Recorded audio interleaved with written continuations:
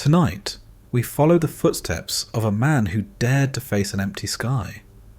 Friedrich Nietzsche, the thinker who declared God is dead, not as blasphemy, but as truth unveiled.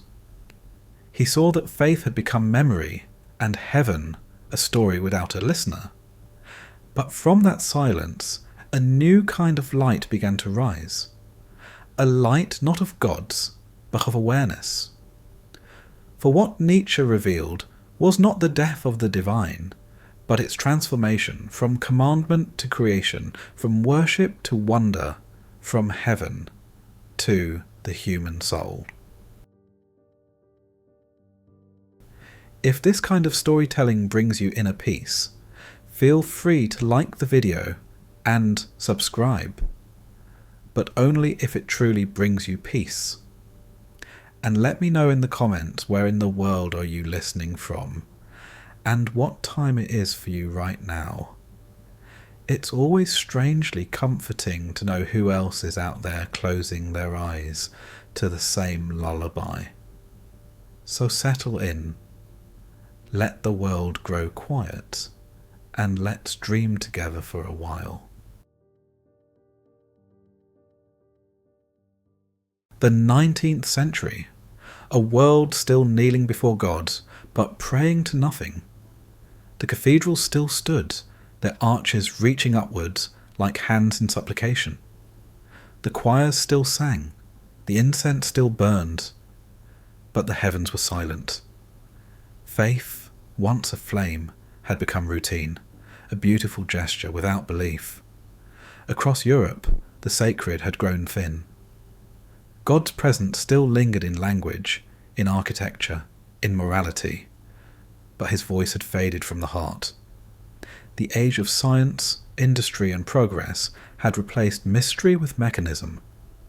The telescope revealed infinite space, but not a heaven. The microscope exposed intricate design, but not a divine hand.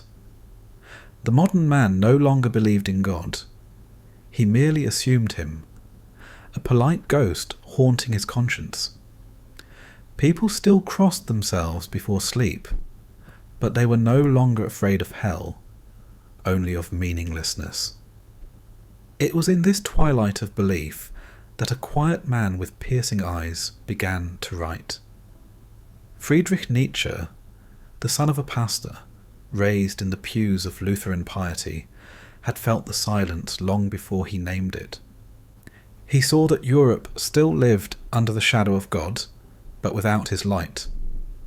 The churches had become mausoleums, monuments to an idea long since dead. Inside them, truth was embalmed, ritualized, performed without conviction.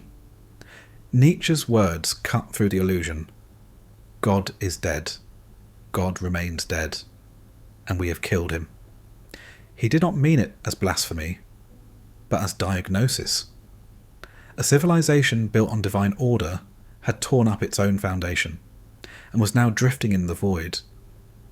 He saw the scientists, the philosophers, the men of reason, all claiming enlightenment, all declaring that truth could be measured and proven, but beneath their triumph lay an unspoken terror, the loss of meaning. When the divine died, so too did absolute morality. Without a heavenly judge, who would call anything good or evil? Without a purpose beyond the world, what gave value to life within it? Nietzsche understood this better than any theologian. He saw the approaching storm, an age of disbelief, of empty progress, of endless production without purpose. Humanity had killed its God, but had no idea how to live with the corpse. We have unchained the earth from the sun, he wrote. Whither are we moving now? Away from all suns? Do we not feel the breath of empty space? Faith had once given humanity direction, a shared horizon, a meaning greater than itself. Now the horizon had vanished, the compass spun without a north. The moral laws that once guided kings and peasants alike were revealed as human inventions, floating on nothing. Yet people went on as if nothing had changed.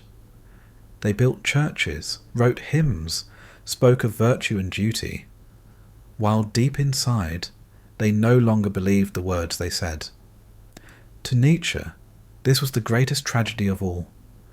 Not disbelief, but dishonest belief. A world pretending to be faithful long after faith had died. He saw in this decay the birth of a new sickness, nihilism.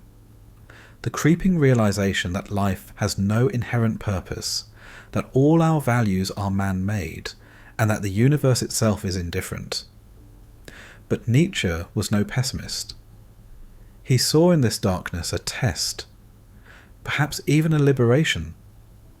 For if meaning no longer descended from heaven, then it must be forged on earth, by human hands. The death of God, he believed, was not the end of morality, but the beginning of creation.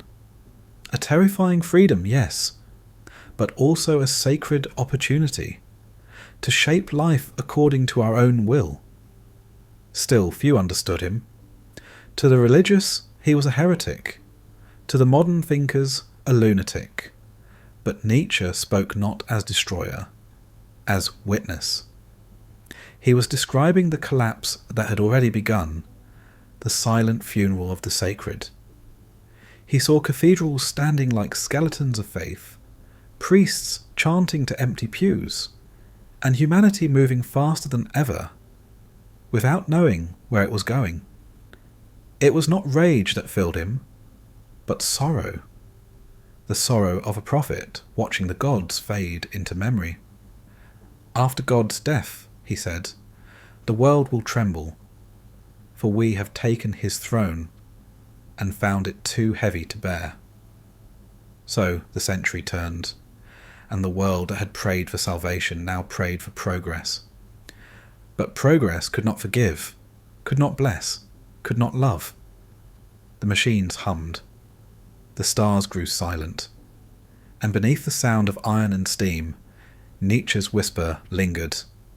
A warning, a prophecy, a mirror held up to the soul of the modern world.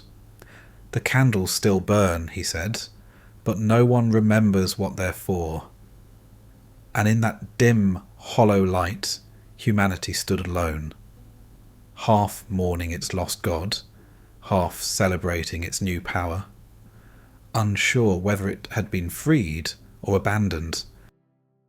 Dawn breaks over the marketplace. The air hums with chatter and commerce, the rhythm of coins, of bargaining, of waking life. The sun rises over stalls of fruit, fresh bread, and words. Philosophers argue in corners. Merchants weigh silver on trembling scales. Children chase shadows between the pillars, and then a sound, footsteps.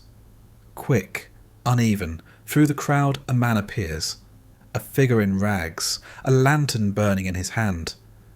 But it is morning. The sun has already risen, and still he carries the light.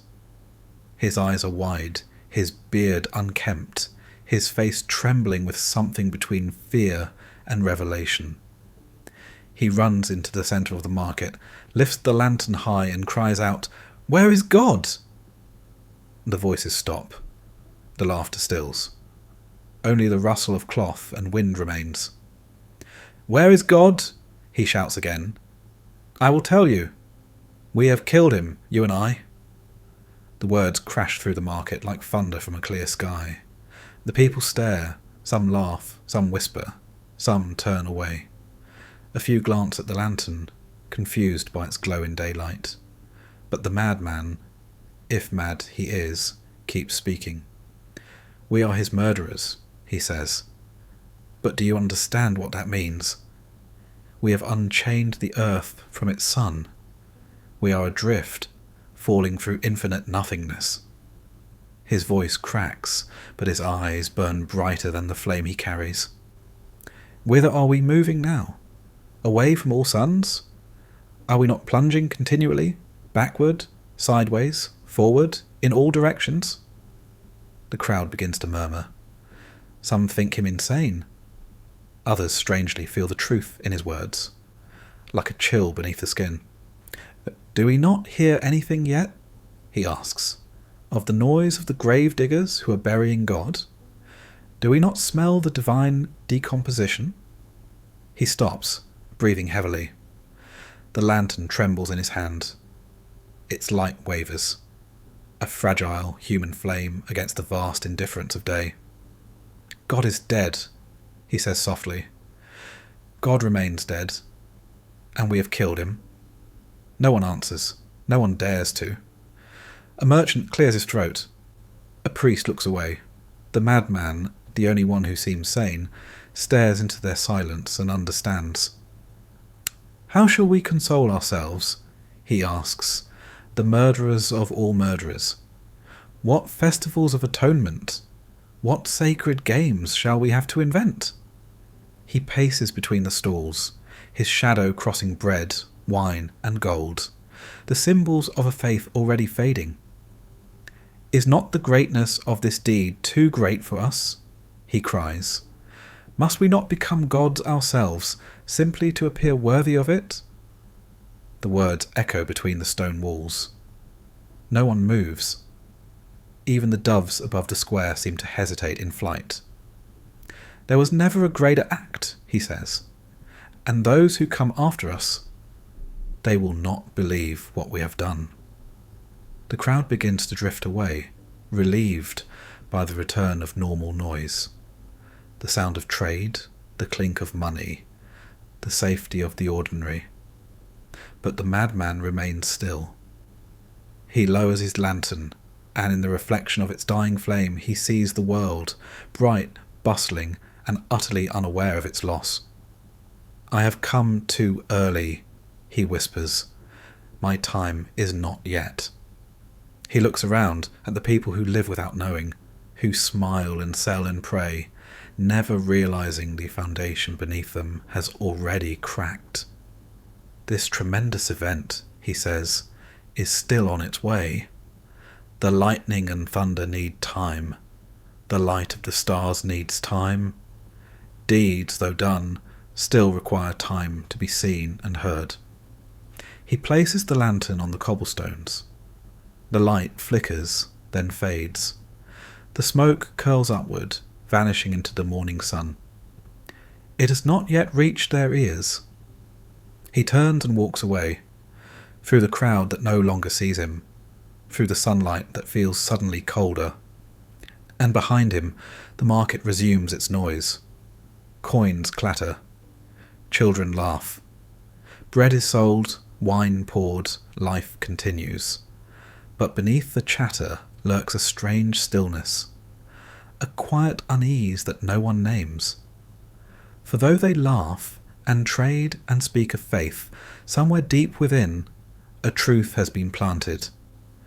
They will carry it home in their pockets like a forgotten coin, heavy, silent, waiting.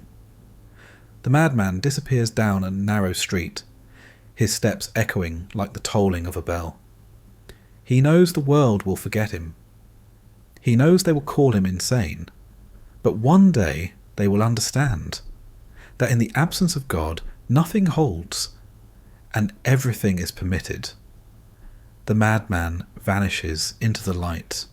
The lantern remains, its smoke fading into the morning air. And the world, still bustling, still unaware, continues its prayers to nothing. The lamps of discovery burned bright. New instruments, new certainties, new maps of the world. The steam engine breathed, the academy polished its proofs, and where cathedrals once reached for heaven, now smokestacks rose, monuments to progress and pride. Science promised truth, reason promised order, and mystery once sacred became suspect. Faith, which had once offered meaning, was replaced by method. The sacred text gave way to the scientific paper. The prayer to the formula and the question why was replaced by how. The age of reason had arrived, and humanity at last believed itself awake. The world had been measured, its laws decoded, its elements named. The stars were no longer gods, but gas and fire. The soul was not eternal, only chemical and nerve. But beneath this triumph of knowledge, something quiet began to die. For every mystery explained, a sense of wonder faded. The world grew brighter, and colder, more visible, but less alive. The heavens had been mapped, but their meaning had vanished. The telescope showed distance, not destiny. The microscope revealed complexity, but not purpose. The cosmos was no longer a story, only an equation. Nietzsche saw it happening. He saw the modern mind standing over the corpse of its faith, holding instruments of precision, but no reason to use them. He saw the triumph of reason, and felt the chill of its victory. The Enlightenment had promised liberation, but its light revealed a terrifying sight. A universe vast, mechanical, indifferent. A world without centre or aim. The divine had been dethroned, but no new meaning had taken its place. Humanity stood in the ruins of certainty, free at last, and afraid. The priests were gone, but in their place rose new prophets. Scientists, economists, ideologues. Each preached in the name of truth. Each built their own altar, to progress, to order, to the future. But these were not gods. They were reflections, shadows of the same desire that once knelt before the cross. Nietzsche warned that God's shadow would outlive his name, that even in disbelief, mankind would cling to the comfort of dogma, only now dressed in logic and law. For man, he said, does not fear the gods. He fears the abyss that follows their death. And so the world built its machines, its governments, its industries, not to celebrate reason, but to escape the silence that reason had revealed. The age of reason had cured fear, but not despair. It had given control, but taken comfort. It had taught man how to survive, but not how to live. Science could explain the birth of stars, but not why the night sky still made us ache. It could describe the chemistry of love, but not its meaning. It could predict the motion of planets, but not the motion of the soul. And Nietzsche, watching this glittering age of intellect rise, felt the emptiness at its heart. He saw that humanity, in casting off God, had inherited his burden. Without a divine plan, every person must become their own lawgiver, their own meaning maker, their own creator. It was freedom, but it was weight. For without heaven, there is no horizon. And without horizon, every direction becomes equally lost. This Nietzsche called the Great Void. Not darkness, but clarity so absolute that it blinds. The world had learned how things work, but forgotten why they matter. And so progress marched forward, unquestioning, relentless, a machine that no longer knew its maker. He feared that in its search for truth, humanity had forgotten wisdom, that in its pursuit of control, it had forgotten purpose, that in killing God, it had not freed itself, only unmoored itself. The age of reason, for all its brilliance, had left the human soul wandering, surrounded by light and yet unable to see. But Nietzsche did not despair. He saw in this emptiness the raw material of creation, the chance to begin again, not under divine command, but by human will. The void, he believed, was not a curse. It was an invitation, a space cleared for something new to be born. Yet few were ready. Most fled from freedom, filling the silence with noise, commerce, ideology, the endless motion of a world afraid to stop. And beneath that noise, Nietzsche heard it, the hum of meaning unmade, the whisper of the abyss. The age of reason had given humanity the tools of gods, but not the wisdom of gods. It had given light, but not warmth. and as Nietzsche watched the cities glow under their electric suns, he knew what most could not yet see, that this was not the dawn of truth, but the twilight before another night. The age of reason had stripped the heavens bare, the gods were gone, the certainties dissolved, and in their place, a silence. Not the silence of peace, but of space, endless, cold, waiting. For the first time, humanity stood alone. No voice from above to bless or condemn. No sacred law to follow. No promise of eternity to soften the edge of time. The old order had fallen, and what replaced it was terrifying freedom. It was not the freedom of comfort or choice, but the freedom of responsibility, of creation, of standing before the void and realizing there is no one left to command you, and no one left to save you. Nietzsche called it the greatest test ever given to mankind. The moment when man, having killed his gods, must learn to bear their crown. To be free, he said, is not to do whatever one wishes, but to become worthy of one's own will. For centuries, humanity had hidden behind commandments, behind the words thou shalt and thou shalt not. But now there was no divine lawgiver, only man, trembling, finite, yet infinitely capable. It was a terrifying inheritance. Without heaven, every act must justify itself. Every decision must bear its own weight. Without sin, there is no forgiveness. Without God, there is no witness to our suffering, only us. This was the price of freedom, to live without excuses. And most, Nietzsche knew, would flee from it. They would run back into systems, into nations, into ideologies. They would kneel again, not to gods, but to masters of their own making. He called them the last men, creatures of comfort and conformity, who would rather be safe than great. They would trade meaning for pleasure, freedom for routine, truth for entertainment. The last men, he said, would blink. They would smile. They would say, "We have invented happiness," and they would never look higher again. But for those who could endure the silence, something greater was possible. Beyond the fear of freedom waited a new kind of being, not bound by commandment, not guided by reward, but by creation. Nietzsche called him the Übermensch, the overman, the self-created one.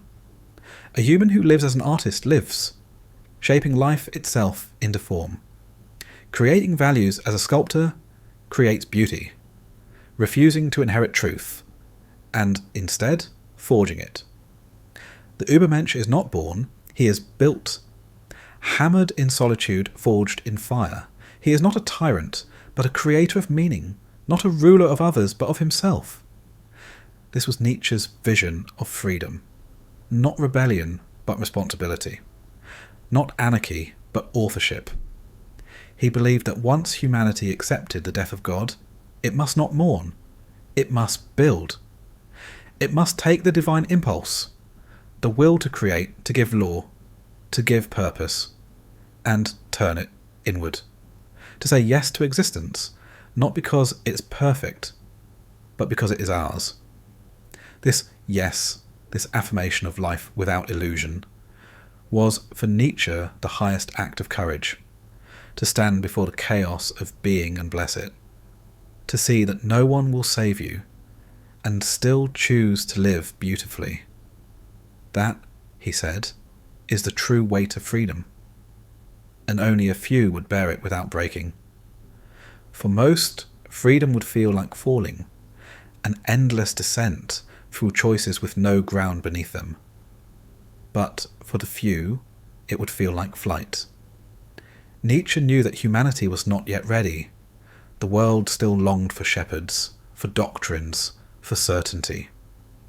The age of faith had ended, but the age of self-creation had not yet begun. He stood between two worlds, the one that had died and the one not yet born. And in that narrow space, He wrote like a prophet in exile. He warned that freedom without creation leads back to slavery, that those who cannot bear the burden of self will gladly chain themselves again. But he also believed, with a kind of tragic hope, that one day humanity would rise to its inheritance, that from the ruins of faith a new spirit would emerge, one that could love without illusion, act without fear, and create without permission. He dreamed of a man who could look upon the chaos of existence and still say, yes. A man who could dance on the edge of the abyss and call it home. This, Nietzsche believed, was our destiny. If only we dared to carry the weight of our own freedom. The news had spread, though few believed it. God is dead, the madman had cried, but the world, busy and proud, heard it as madness, not revelation. And yet beneath the noise of progress, the ground had already begun to tremble. For when God dies, it is not merely faith that fades. It is the structure of meaning itself. The divine had once been the anchor of truth, the centre that gave direction to every thought, the thread holding together morality, art and love. Without it, everything began to drift. For centuries, belief gave the world its shape. There was right and wrong, light and darkness, heaven and earth. But now the sky had emptied, and in that emptiness the compass spun. The philosophers searched for new ground. Some turned to reason, some to history, some to science. Each tried to replace revelation with logic, and each felt the same quiet despair. Truth had become something we make, not something we receive. And that, Nietzsche knew, was both freedom and disaster. The voice that once whispered, "Thou shalt," had fallen silent. Only the echo of conscience remained, and even that began to fade beneath the hum of machines. What was once sacred became useful. What was once sin became custom. The words good and evil lost their roots. They were traded, reshaped, redefined, until nothing held. Nietzsche saw it clearly. When heaven is emptied, earth becomes a marketplace of meanings. Morality becomes politics. Faith becomes theatre. Truth becomes opinion. And so began the new wars of belief. Ideologies without gods. Nations replaced the church. Progress replaced paradise. Science replaced salvation. Each claimed to offer light. Each carried its own shadow. The Enlightenment had promised clarity, but clarity without spirit becomes blindness. It gave knowledge, but stole wonder. It explained the world, but forgot why the world was worth explaining. Nietzsche warned that without a higher purpose, humanity would drown in its own freedom. When nothing is sacred, everything becomes permitted. And when everything is permitted, power becomes the only truth left. He called it the will to power, the force that drives all life to grow, to strive, to command.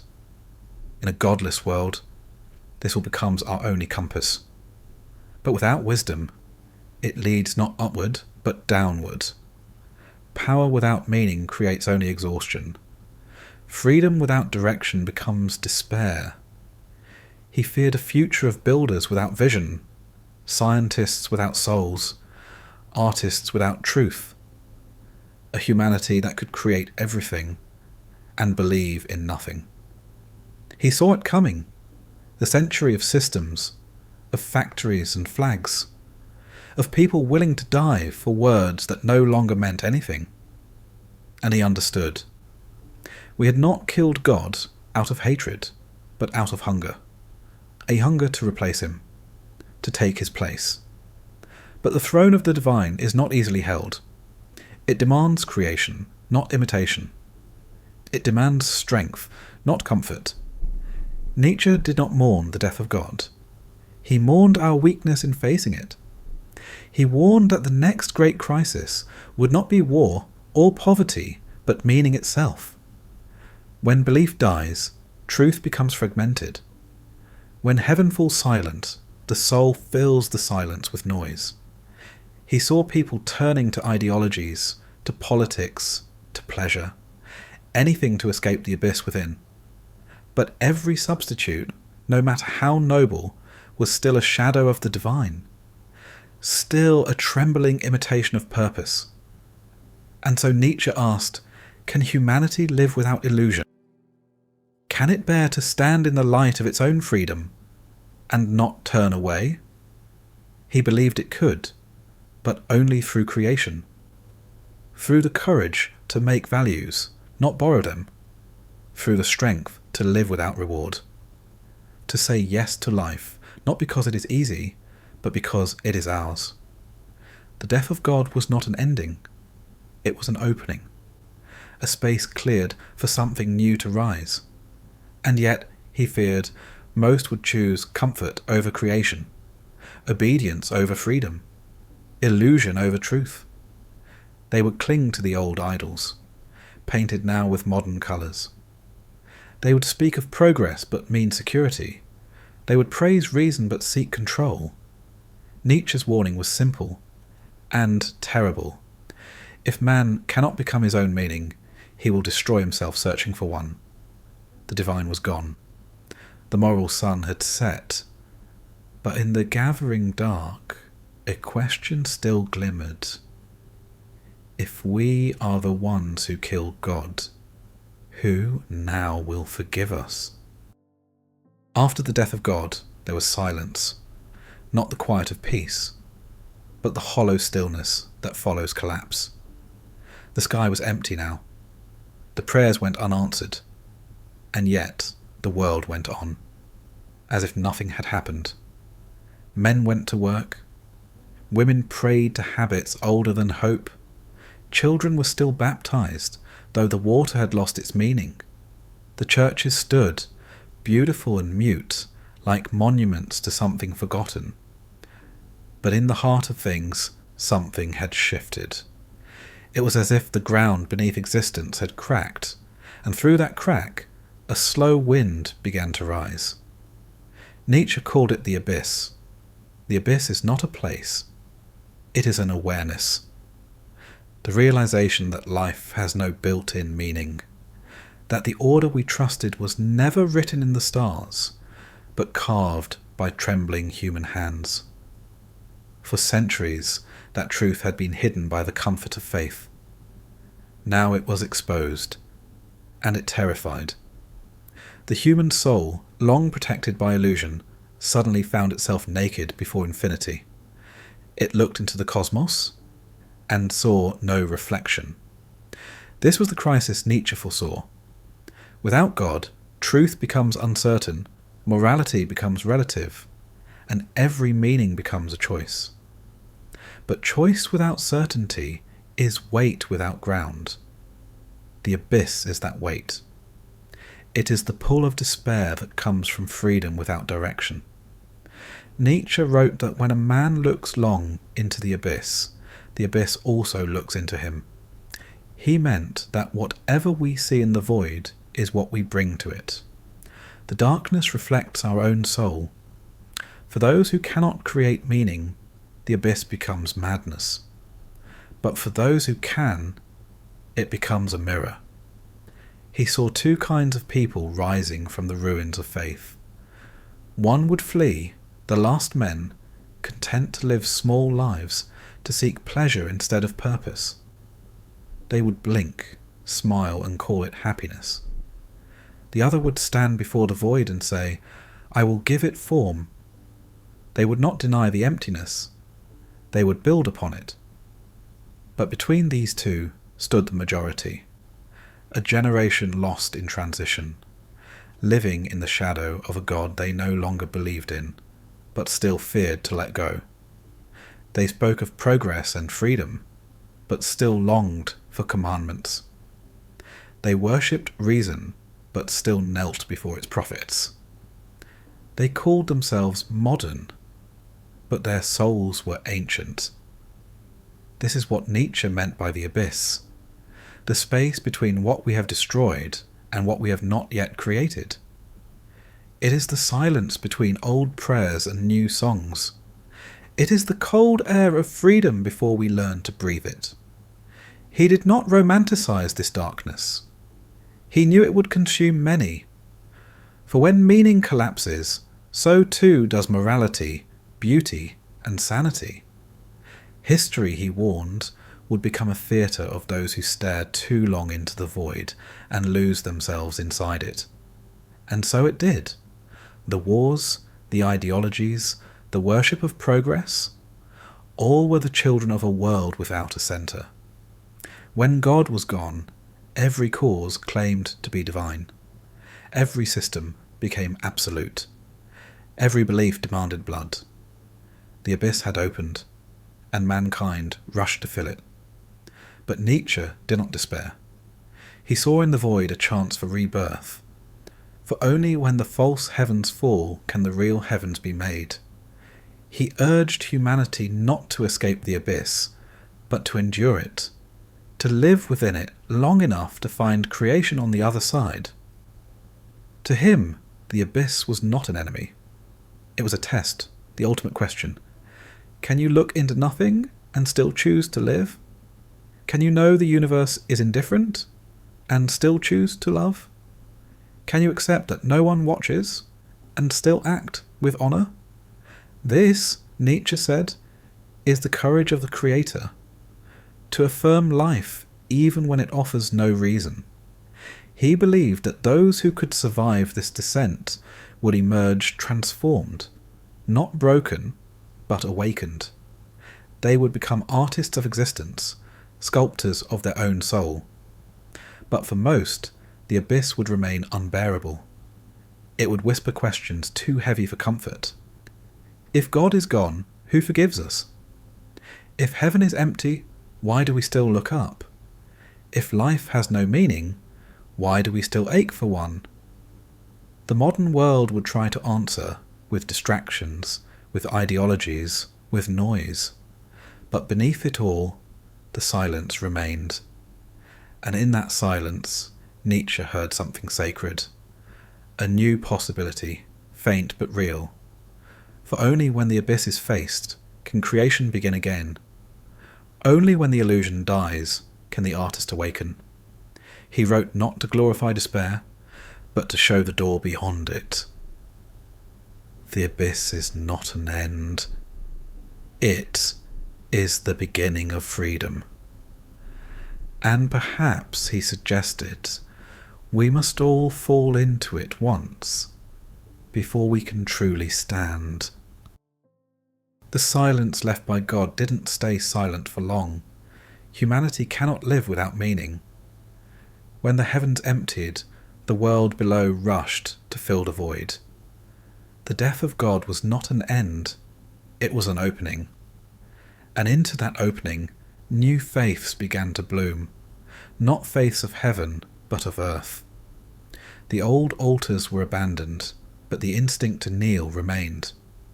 Where once men prayed to eternity, they now worshipped history.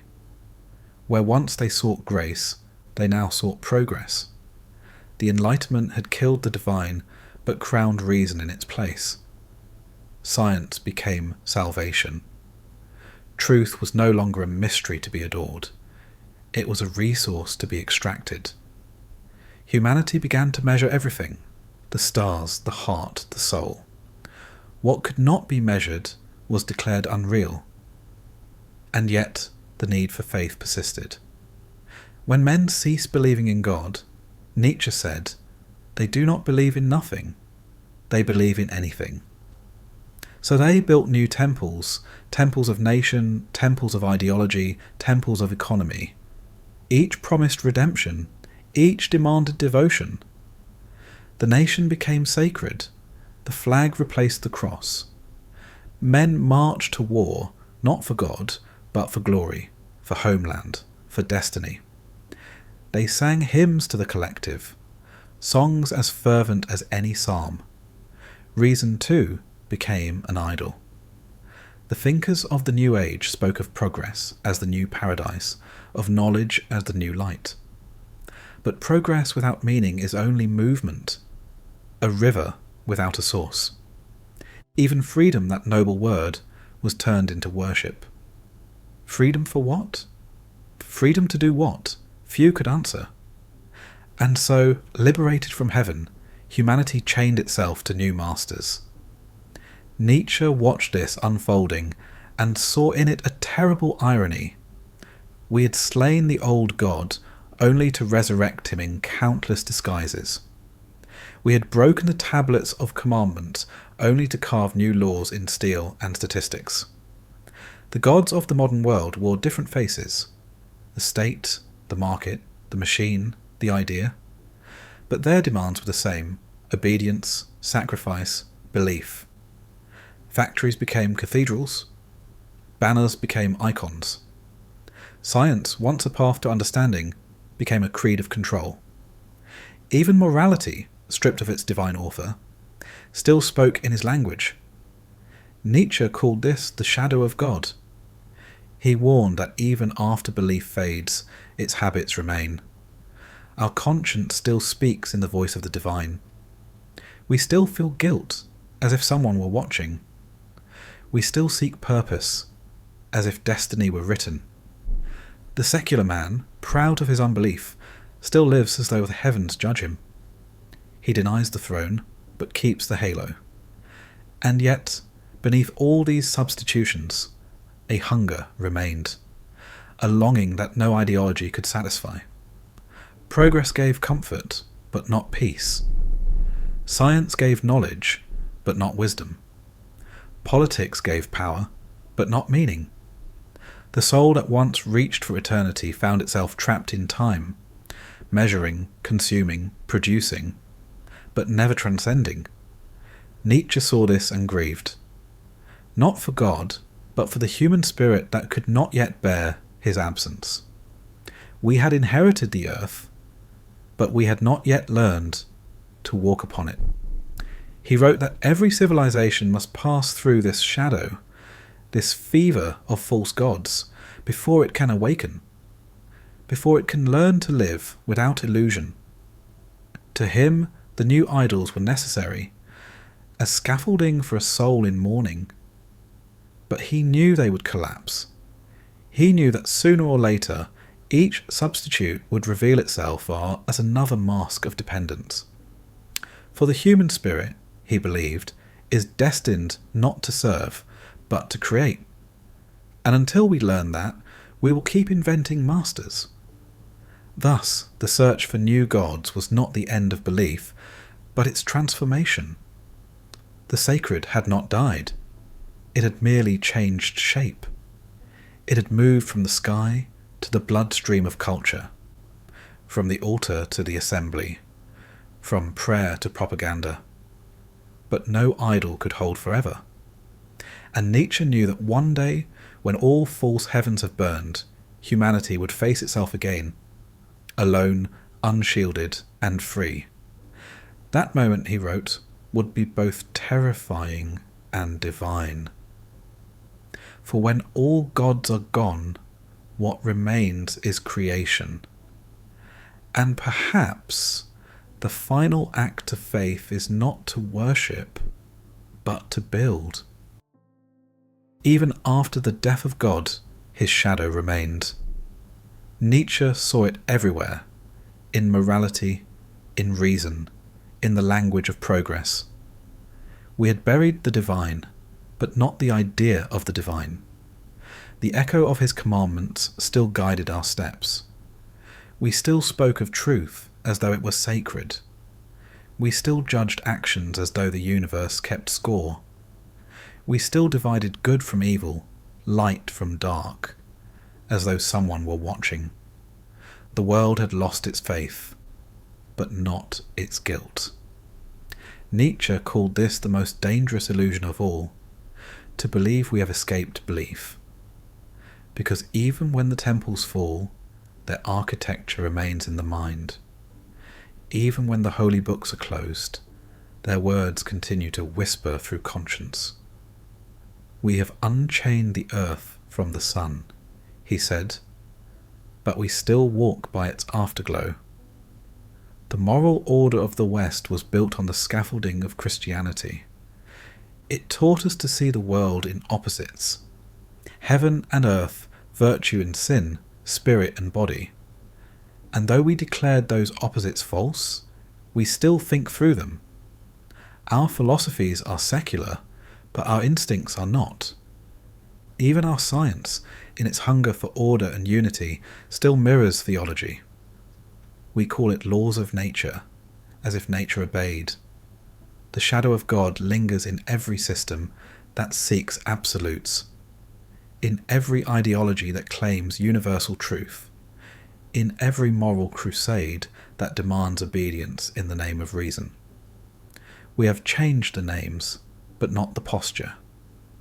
We kneel differently, but we still kneel.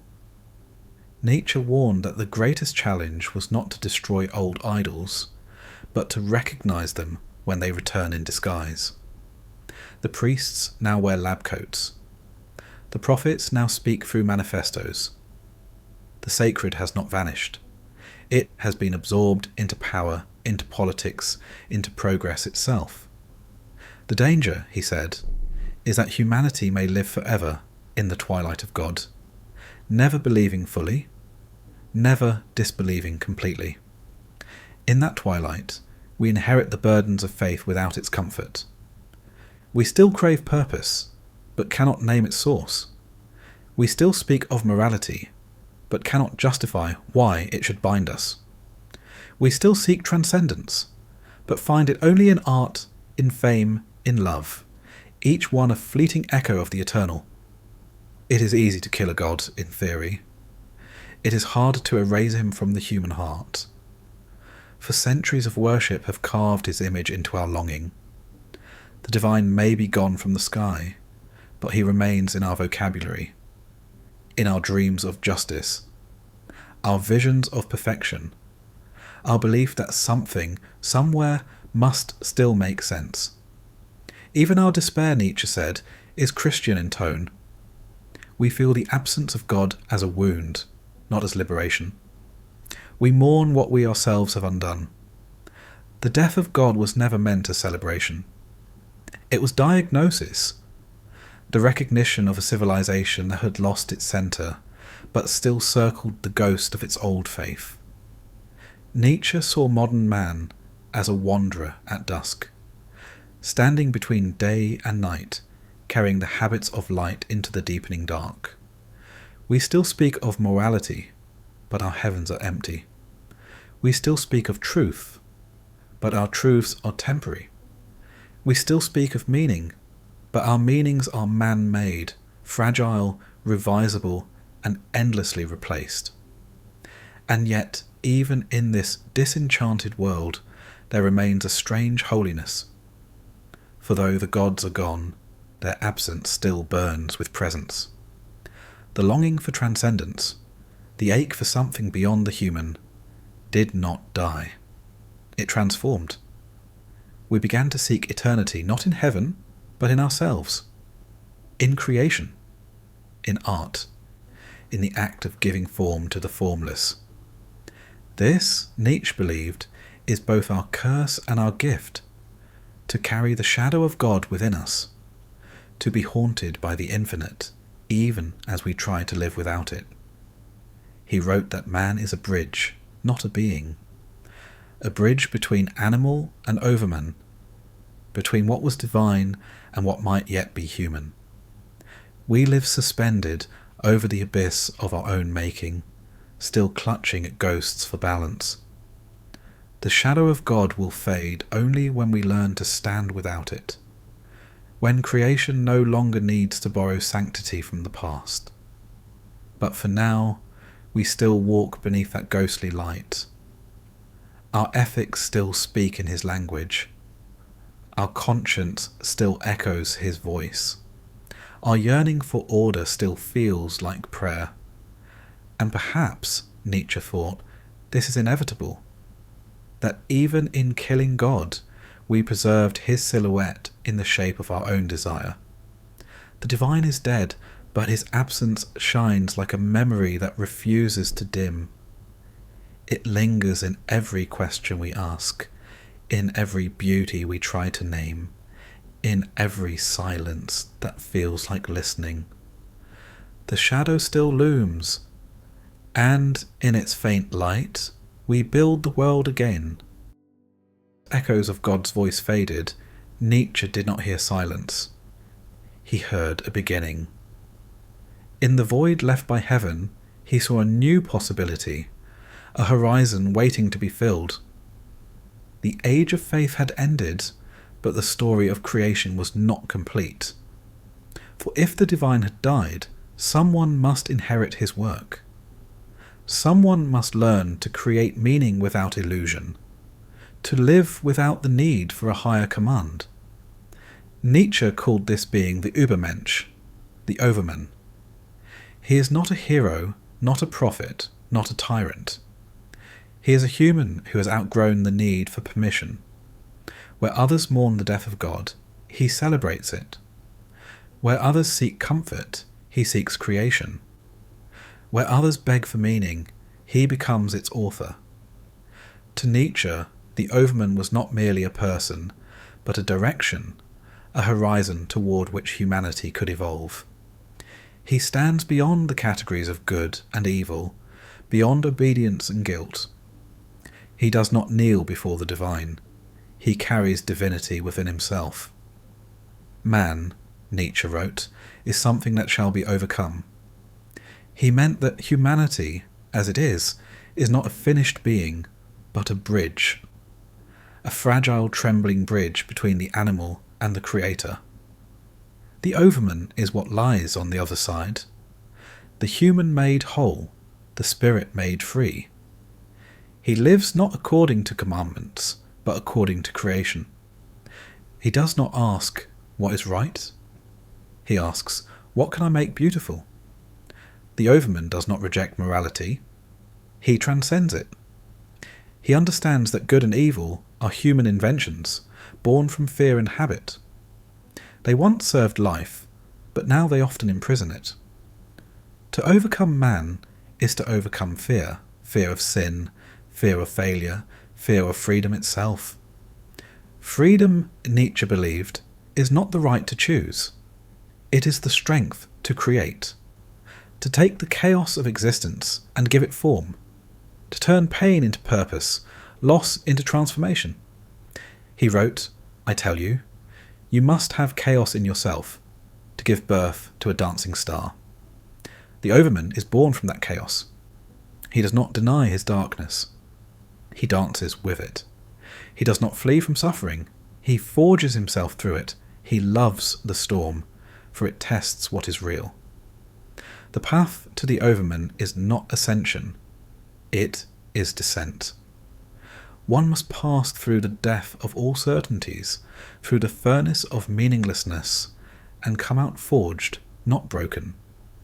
Nietzsche saw in the Overman the artist of existence, a being who shapes life as the sculptor shapes stone. Every decision, every act becomes an act of creation. Every failure, a stroke in the painting of eternity. He does not seek to dominate others. He conquers himself. He masters his instincts, not by suppressing them, but by giving them purpose. He is will made conscious, power made graceful. The Overman is not without morality, but his morality is art. He does not obey commandments, he composes values. He does not seek truth, he creates it through living. He is not a creature of belief, but of affirmation. To live as the Overman is to love life so deeply that even its cruelty becomes sacred. To bless existence, not because it is kind, but because it is. This love of existence, this amor fati, love of fate, is the fire of the Overman. He accepts all that happens as necessary, as worthy, as part of the eternal rhythm. He does not curse suffering, he transforms it. He does not pray for rescue, he becomes his own redemption. In him, Nietzsche saw the rebirth of the sacred, not in heaven, but on earth. Not in worship, but in will. The overman is the divine returned to the human, not as master, but as creator. He is what happens when the spirit ceases to bow and begins to build. Nietzsche's vision was not a prophecy, it was a challenge. He asked humanity, can you bear the burden of your own divinity? Can you live without commandments and still choose to be noble? Can you carry the fire of creation and not burn the world with it? For him, this was the next chapter of evolution, not biological, but spiritual. The ascent from faith to freedom, from obedience to creation, from worship to will. The overman is the one who looks into the abyss and says, well, I am not afraid. He stands where God once stood, not to rule, but to create. And in that act of creation, he redeems the world. Morality, Nietzsche said, is memory. It is the echo of ancient fear, the long shadow of survival. Once, it was created by the strong, by those who dared to name their instincts as virtues. But over time, it was stolen by the weak.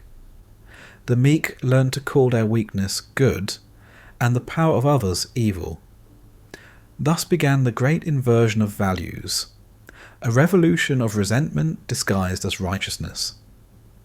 Nietzsche called it slave morality, the morality of those who cannot act, and so they judge, those who cannot rise, and so they shame what stands above them.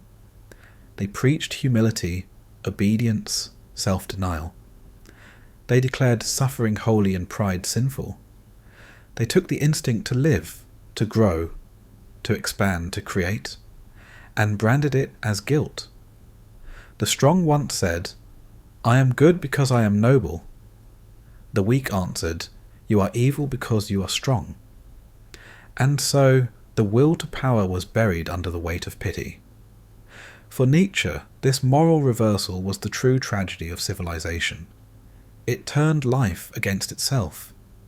It taught the soul to mistrust its own fire. Beware, he wrote, when the spirit grows weary of life, for then morality is born. The moral law became the cage of the spirit, and humanity, so proud of its virtue, learned to kneel in the name of goodness. But Nietzsche's cry was not blasphemy. It was diagnosis. He did not hate morality. He hated its hypocrisy. He wanted to free virtue from guilt, to restore the sacredness of strength. He saw the future clearly, that after the death of God, the old moral codes would still rule in disguise. People would claim to be free, yet think like slaves. They would replace religion with ideology, heaven with equality, and call their fear of greatness justice. To go beyond good and evil is not to reject morality, but to outgrow it. It is to recognize that good and evil are not opposites written into the stars, but creations of man, tools, not truths. The overman does not ask, what is permitted? He asks, what gives life? What makes me grow? What deepens my strength? To him there is no higher commandment than creation itself, no sin greater than stagnation, no virtue nobler than affirmation. He does not despise compassion, but he refuses to build morality upon it. For compassion without strength is merely contagion. To truly love life, one must also be able to bear it, to face its cruelty and still say yes. Nietzsche called this the revaluation of all values, a cleansing fire, a great renewal. Not destruction for its own sake, but for the sake of truth. The truth that morality must serve life, not the other way around. The age of obedience, he said, must end. The age of creation must begin. To live beyond good and evil is to stand alone, to create one's own table of virtues. Not a copy of the past, but a living art of conduct. It is not law, it is style. It is not duty, it is expression. The weak cling to commandments. The strong shape themselves. For Nietzsche, the task of the new human was not to be pure, but to be whole, not innocent, but powerful in honesty, not humble before the world, but responsible for it. Do not follow me, he warned, follow yourselves. He wanted no disciples, only creators, those who could invent their own sun to orbit. Beyond good and evil lies not chaos, but clarity, the moment when man no longer hides behind morality to avoid freedom. It is the courage to act without apology, to love without doctrine, to live as art rather than obedience. The moral codes of the past, he said, were beautiful prisons, but every age must build new ones, and then, if it is brave enough, tear them down again. Morality, for Nietzsche, is a tool for the living, not a chain for the afraid. It must grow with the spirit, not fossilize around it. He called for a new kind of virtue, not virtue of restraint, but of radiance. A morality of creation, not of control. A virtue that affirms, that says yes to life in all its terror and glory. Beyond good and evil, the soul no longer begs for redemption. It becomes its own redeemer. It looks at the chaos of existence and calls it divine. For to live without commandments is to live with courage, and to live with courage is already to be holy. To Nietzsche, the highest act of humanity was not obedience, but creation. When the gods fell silent, the artist remained. Where the priest once prayed, the artist began to shape. Where the heavens closed, the imagination opened. In that space, Nietzsche saw redemption, not through faith, but through form. The artist, he said, is the true heir of God. For creation has not ceased, it has merely changed hands. The divine did not vanish, it moved into the human will. To create even a single beautiful line, a melody, a gesture of truth, is to say yes to existence. It is to redeem reality through form. The artist does not deny the world, he transfigures it. He looks at the chaos of life, its suffering, its absurdity, its cruelty, and turns it into music, colour, story, shape. He brings order without illusion, beauty without comfort. In this Nietzsche saw the new sacred. For creation is affirmation, and affirmation is worship. Art is the bridge between despair and meaning. It is the place where the soul, even stripped of faith, still finds reverence. It is how humanity prays, not upward, but outward. When the artist creates, he performs the oldest ritual. He brings something out of nothing. He becomes what the gods once were, a maker of worlds. Nietzsche called this the highest form of the will to power, the will not to rule others, but to shape being itself. Creation, he said, is the purest expression of strength, for it transforms, it gives, it overflows. True creation is born of excess, not of need. It arises when life is so full it must express itself. The strong create because they cannot contain themselves. The weak destroy because they cannot bear themselves. The artist, like the overman, does not seek permission. He does not ask if his vision is allowed. He simply acts. For him, morality is replaced by mastery, faith by form, worship by work. To create beauty he must face the abyss. To bring light he must know the dark. The artist's courage lies in his willingness to touch chaos and not be consumed. Nietzsche saw in this courage the rebirth of the sacred, the divine reborn through human hands. For art is not escape, it is confrontation. It stares directly at the senselessness of life and answers it with style. The artist as God is not arrogance, it is responsibility. To create is to take ownership of existence. It is to say, If the world has no meaning, then I will give it one. But creation comes at a cost. To live as a creator is to live without rest, to constantly build, destroy and rebuild again, to never find peace in what has already been made. Nietzsche knew this torment. He lived it. He wrote as one possessed, not to comfort, but to kindle. He wanted art to replace prayer, will to replace worship, and the act of creation to replace the idea of salvation. For the artist, there is no heaven, there is only the work. Each creation is temporary, a gesture of eternity drawn in dust. But in that gesture, something divine appears. The will that refuses to die. Every great work, Nietzsche wrote, is an act of defiance against nothingness.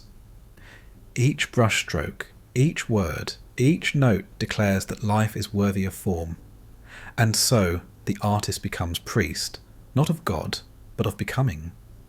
He teaches not faith, but courage, not obedience, but affirmation. To create beauty out of pain is the highest gratitude to life. It is to take tragedy and make it sing. The artist redeems reality not by escaping it, but by loving it enough to reshape it. That is his worships. That is his divinity. In Nietzsche's vision, the future belongs to those who can create values as the artist creates art. Out of love, not duty. Out of freedom, not fear. The artist as God is the fulfillment of humanity's oldest dream.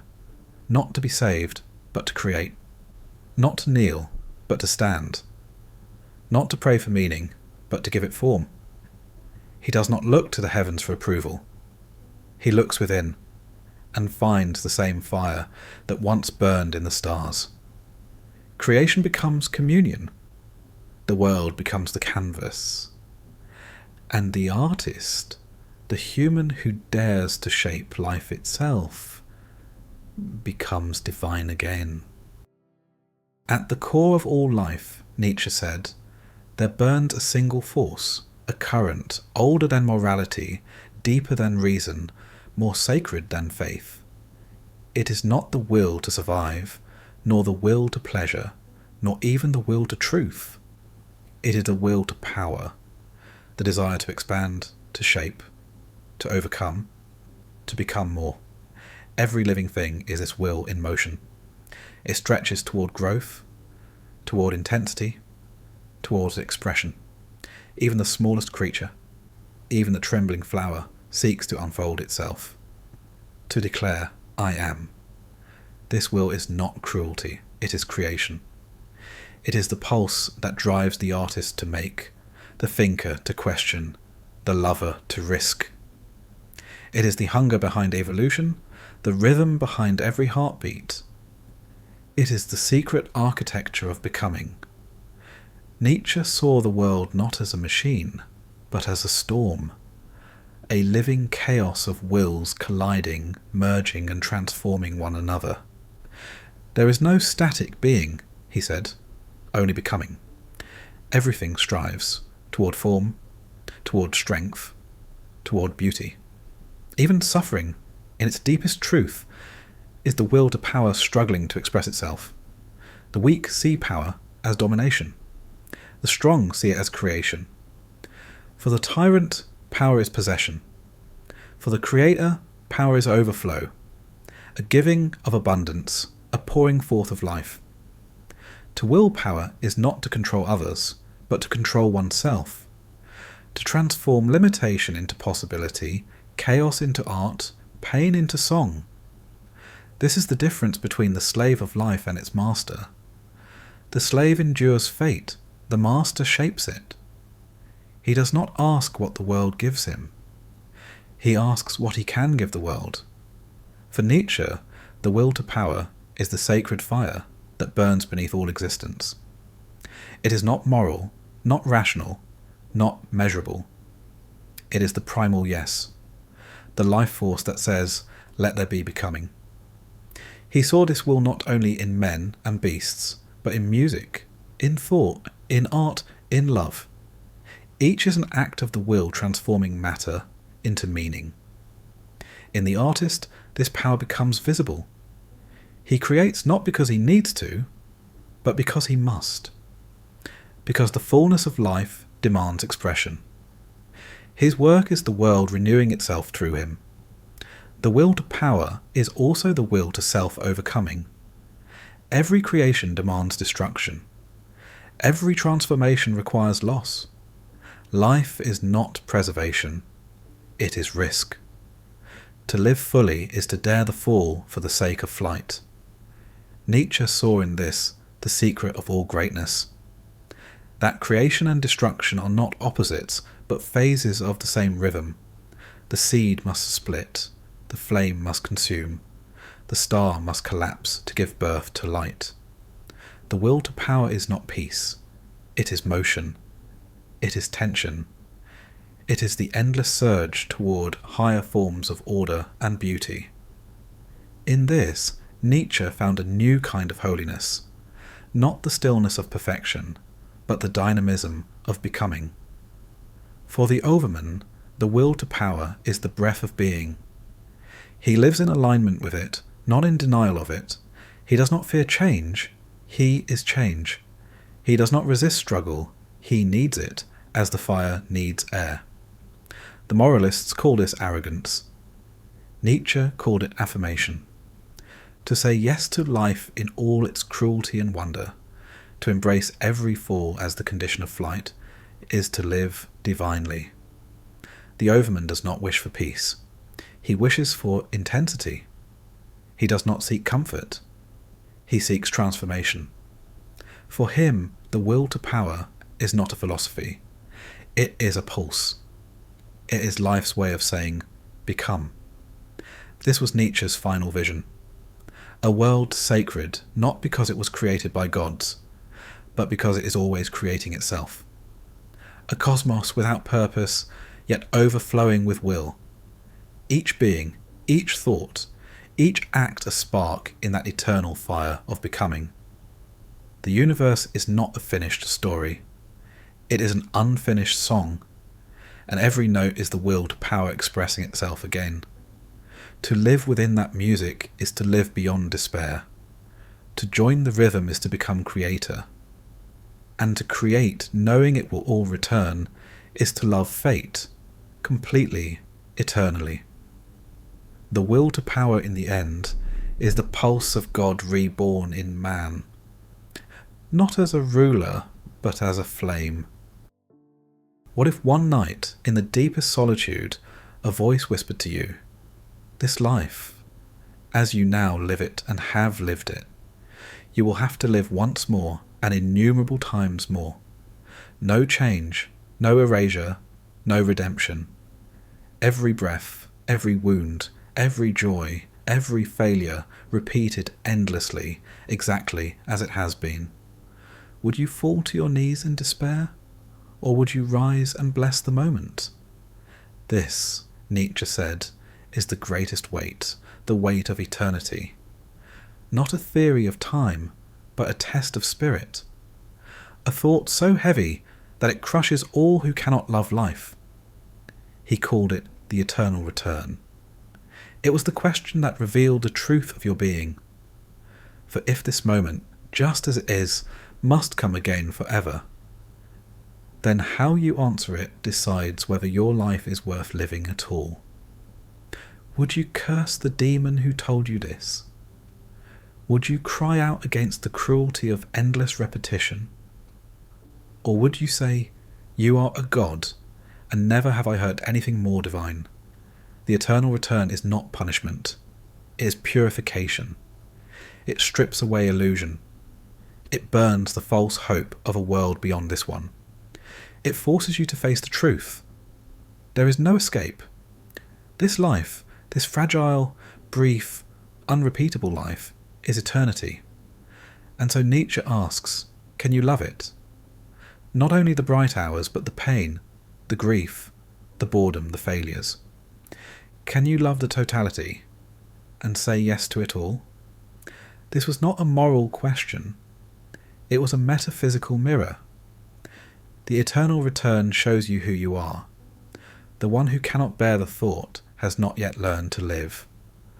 The one who can say yes to it has become divine. For to affirm even suffering is to become greater than it. To bless your wounds is to end their power over you. To say yes to the same life eternally is to love fate completely. Amor fati. But most will flee from this thought. They will call it absurd. They will call it monstrous. For who, they ask, could bear to relive their pain forever? Who could face an infinite repetition of sorrow? Nietzsche answers, the one who creates meaning, the one who turns existence itself into an act of art. For to the creator, nothing is wasted. Even suffering becomes material. Every loss becomes form. Every tragedy, a line in the great poem of being. The eternal return is not about time, it is about value. It asks, do you live in such a way that you would wish to live it again? Do you choose each act, each love, each word, as if it would echo forever? It's a challenge not to seek perfection, but to embrace imperfection so fully that it becomes holy. To say yes to eternity is to forgive the universe, to look upon all that has been, and to bless it. Not to ask for a better world, but to love this one until it becomes divine. Nietzsche called this thought the heaviest weight because it demands total affirmation. It leaves no room for resentment, no place for regret. To live under its shadow is to stand naked before existence and whisper, yes, again. He knew few could bear it. Most would beg for heaven, for another life, for escape. But those who could bear it, those who could love fate, would become free. For what can harm the one who has already blessed all that is? This is the secret hidden in eternity, that to love life so deeply is to defeat death. For if you would live again and again, then nothing can be taken from you. The future loses its terror. The past loses its grip. And the present, the eternal now, becomes infinite. To Nietzsche, this was not a metaphor. It was revelation. A new way of sanctifying existence without gods, without salvation, without hope of escape. The eternal return turns life itself into the altar. Every action becomes sacred because it repeats. Every moment is judged eternal by the way you live it. Thus, the weight of eternity is also its gift. It crushes the weak, but exalts the strong. It annihilates those who curse life, but transfigures those who bless it. The one who can bear this thought becomes the overman, the creator who loves existence without condition. He is the one who can look upon suffering and say, it was necessary, it was mine.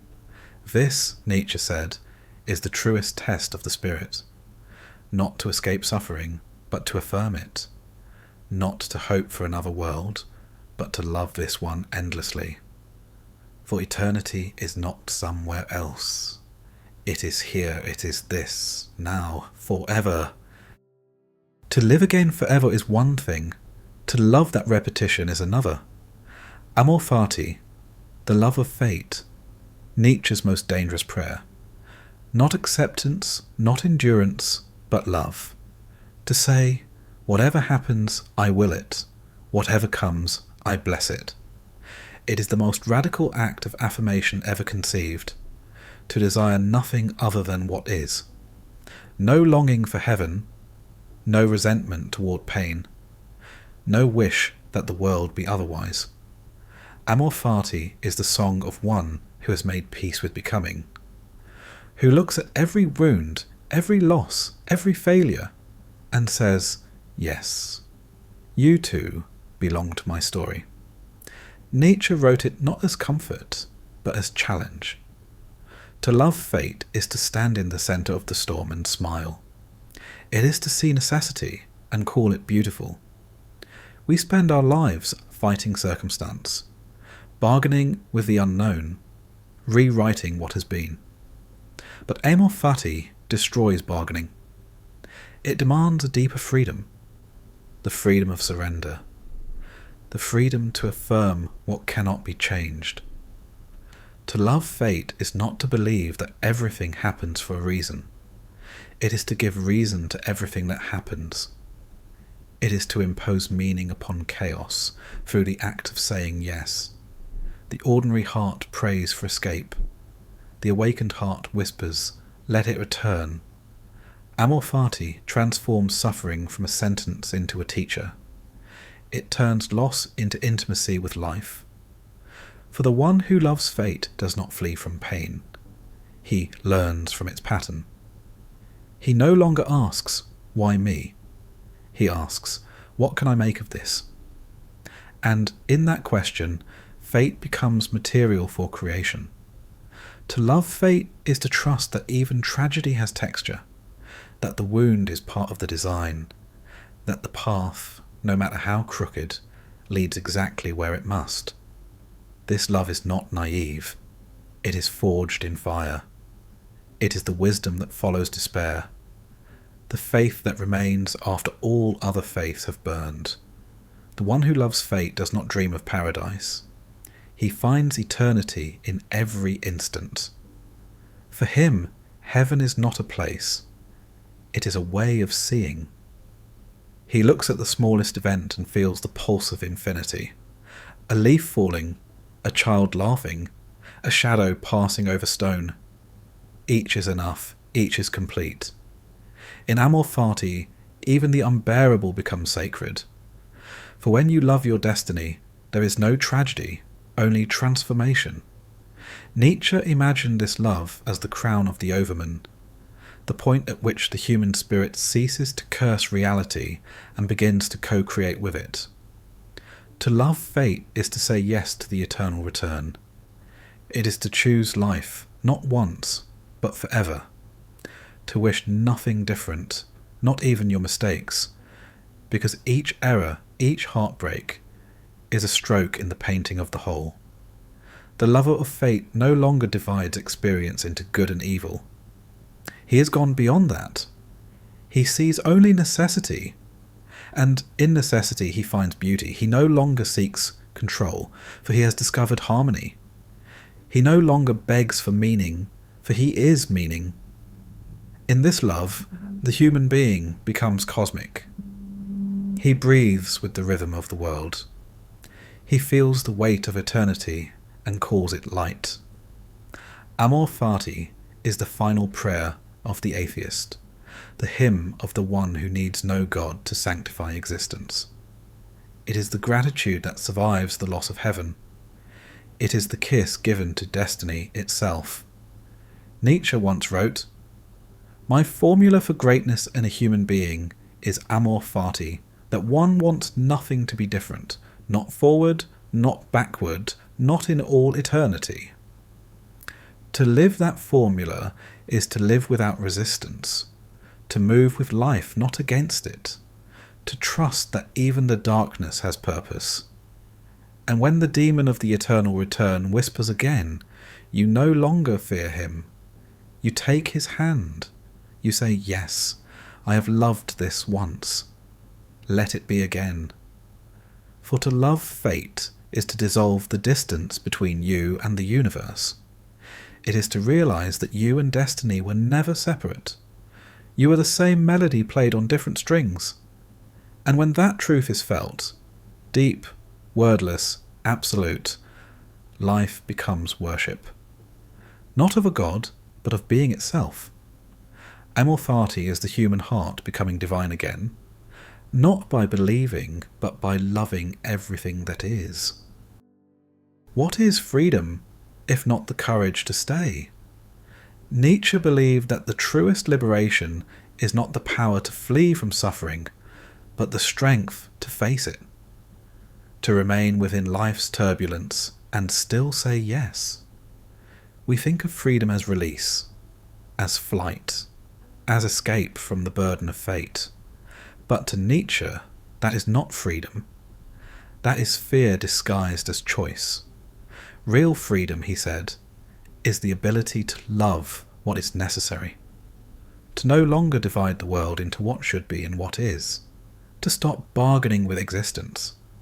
This he called life without escape.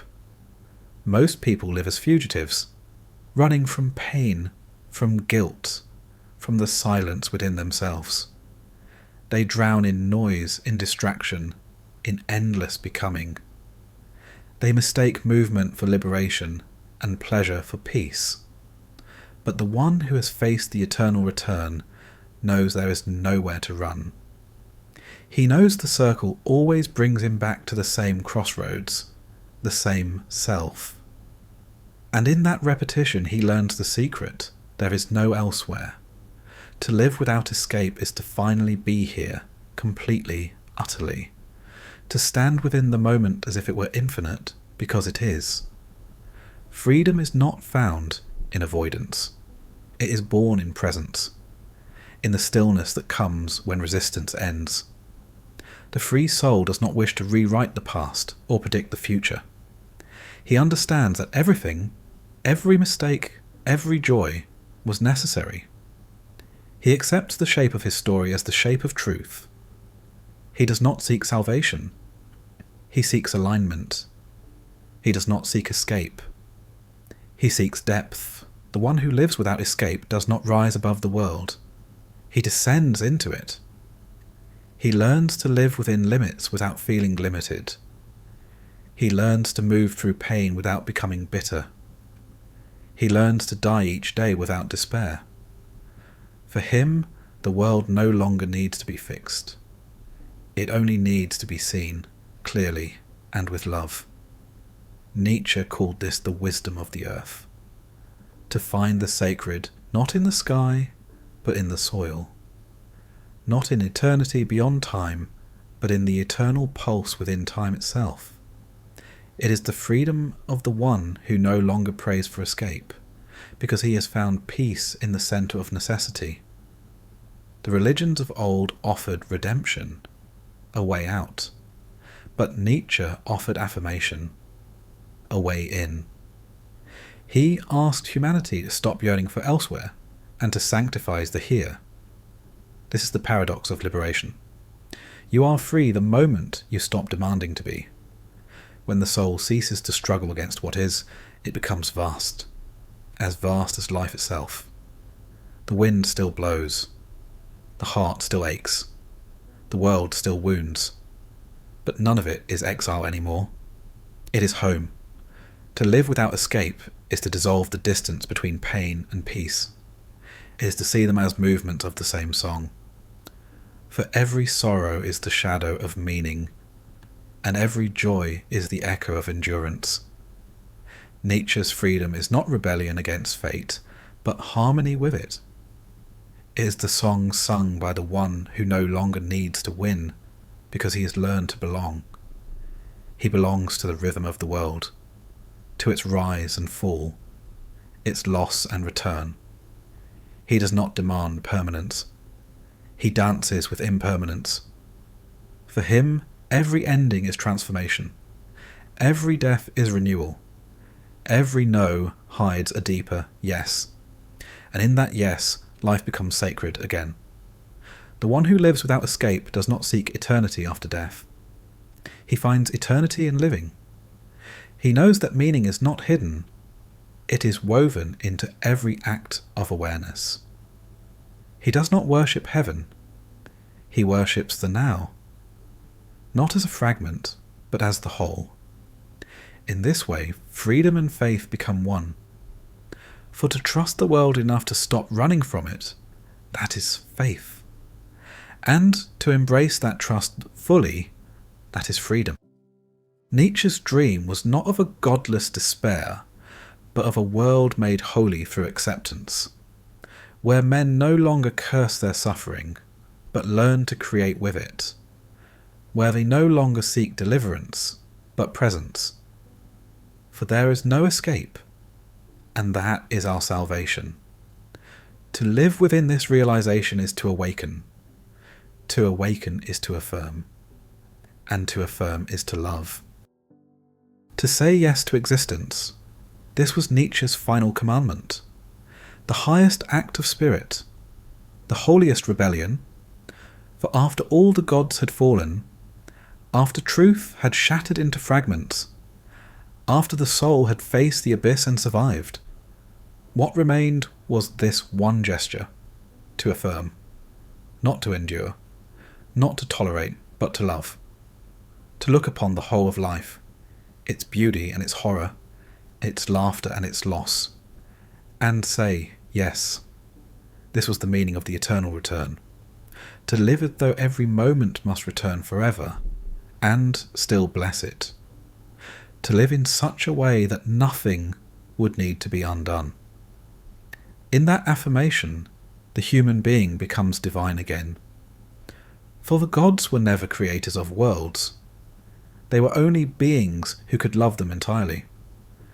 To say yes to existence is to look upon chaos and call it harmony. It is to look upon suffering and call it sacred. It is to look upon death and call it life. The soul that can do this has transcended the human need for meaning. It no longer asks why. It no longer bargains for purpose. It simply burns, bright, grateful, complete. Nietzsche called this the innocence of becoming, a state beyond judgment, beyond guilt, beyond even morality. To be innocent again, not as ignorance, but as wisdom fulfilled. For judgment divides, but affirmation unites.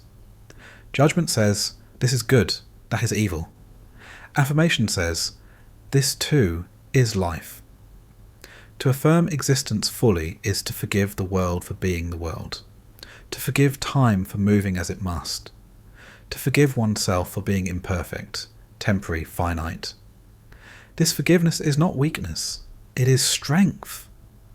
For the one who can forgive the world has learned to hold eternity in his hands. The universe, Nietzsche wrote, is not a place to be judged, but a song to be sung. Every note, even the dissonant ones, belongs to its harmony. The one who says yes becomes part of that music. He no longer resists the melody, he joins it. He no longer complains of its rhythm, he dances.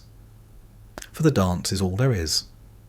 To say yes to existence is to become the dancer, the music, and the motion itself. It is to be creation aware of itself, and to rejoice. This is not naive joy. It is tragic joy. The joy that knows death, and smiles anyway. The joy that knows suffering, and still sings. The joy that says, I would live this life again, and again, and again. Such a soul has gone beyond despair, beyond hope. It no longer waits for redemption. It is redemption. For every yes to existence undoes 1,000 no's. Every act of love reconciles a universe. In that yes, time itself changes.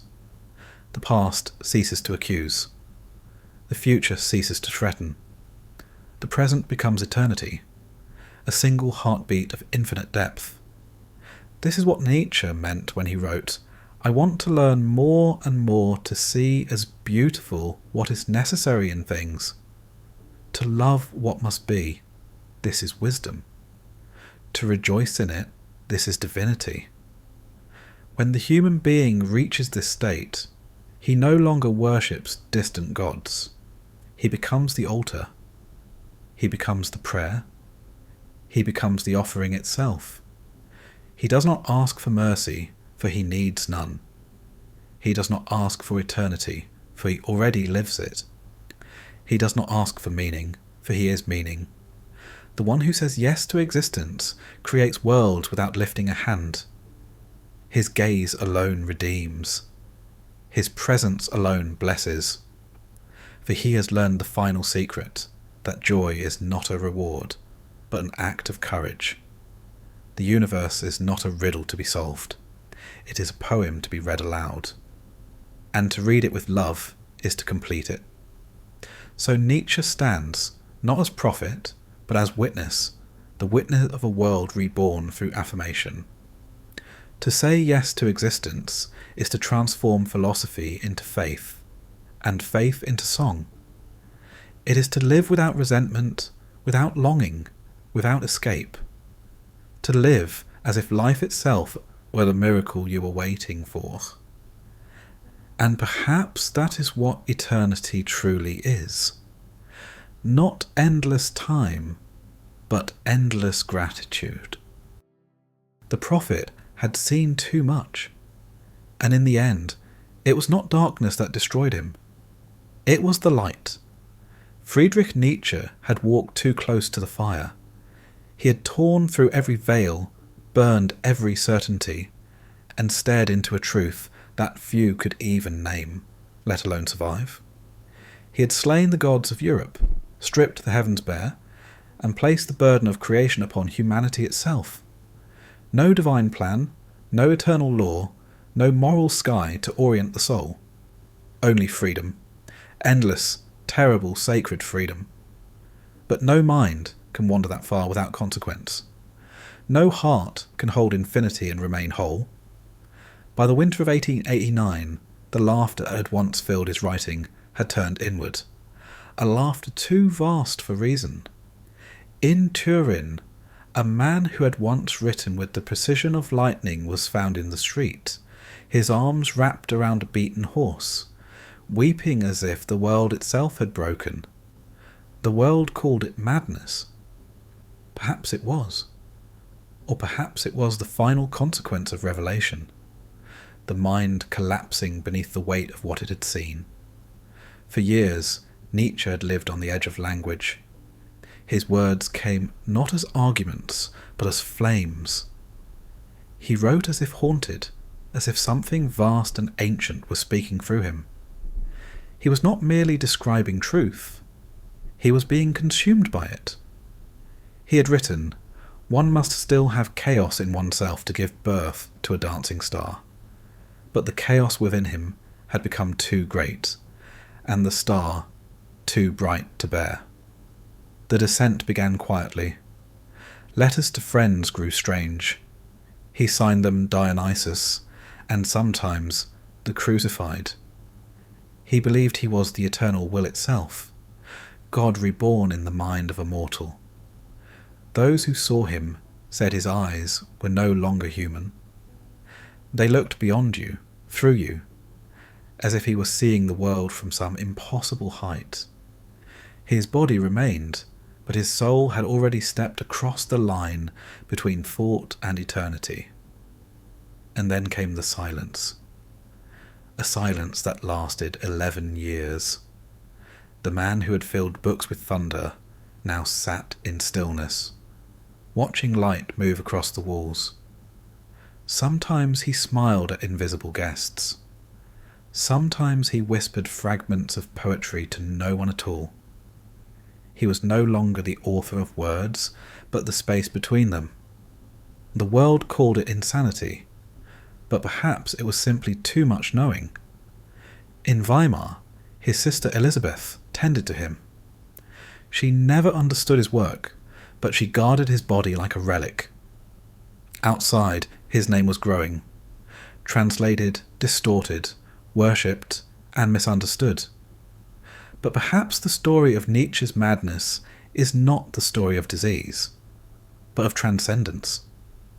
For what if madness is what happens when the human mind confronts what it was never designed to hold? What if truth itself is unbearable in its entirety? Nietzsche had warned us. He who fights monsters must beware lest he become one. And if you gaze long into an abyss, the abyss also gazes into you. He did not write this as metaphor. He wrote it as prophecy. The abyss had gazed back, and in him it saw its reflection. For years he had fought the monsters of illusion, religion, morality, fear, and in defeating them, he became what they feared most, a mind without limits, a being unprotected by illusion. And what happens when the finite meets the infinite? It shatters. Nietzsche had written of the Overman, the one who transcends humanity. But perhaps he himself was the bridge that broke beneath the crossing. He spoke of loving fate, and fate took him completely. He spoke of eternal return and lived it endlessly, day after day, in silence. It is tempting to call it tragedy, but perhaps it was fulfillment. For Nietzsche lived his philosophy to its final consequence. He did not merely write about the abyss. He entered it. He became the proof of his own vision, that creation and destruction are one motion of the same divine will. The doctors called it dementia. The world called it madness. But maybe it was revelation, a human vessel overflowing with the ocean of being. He had dreamed of a man strong enough to bear the truth without escape. But even prophets are human. Even visionaries must pay for their visions. So Nietzsche fell silent. Not defeated, fulfilled.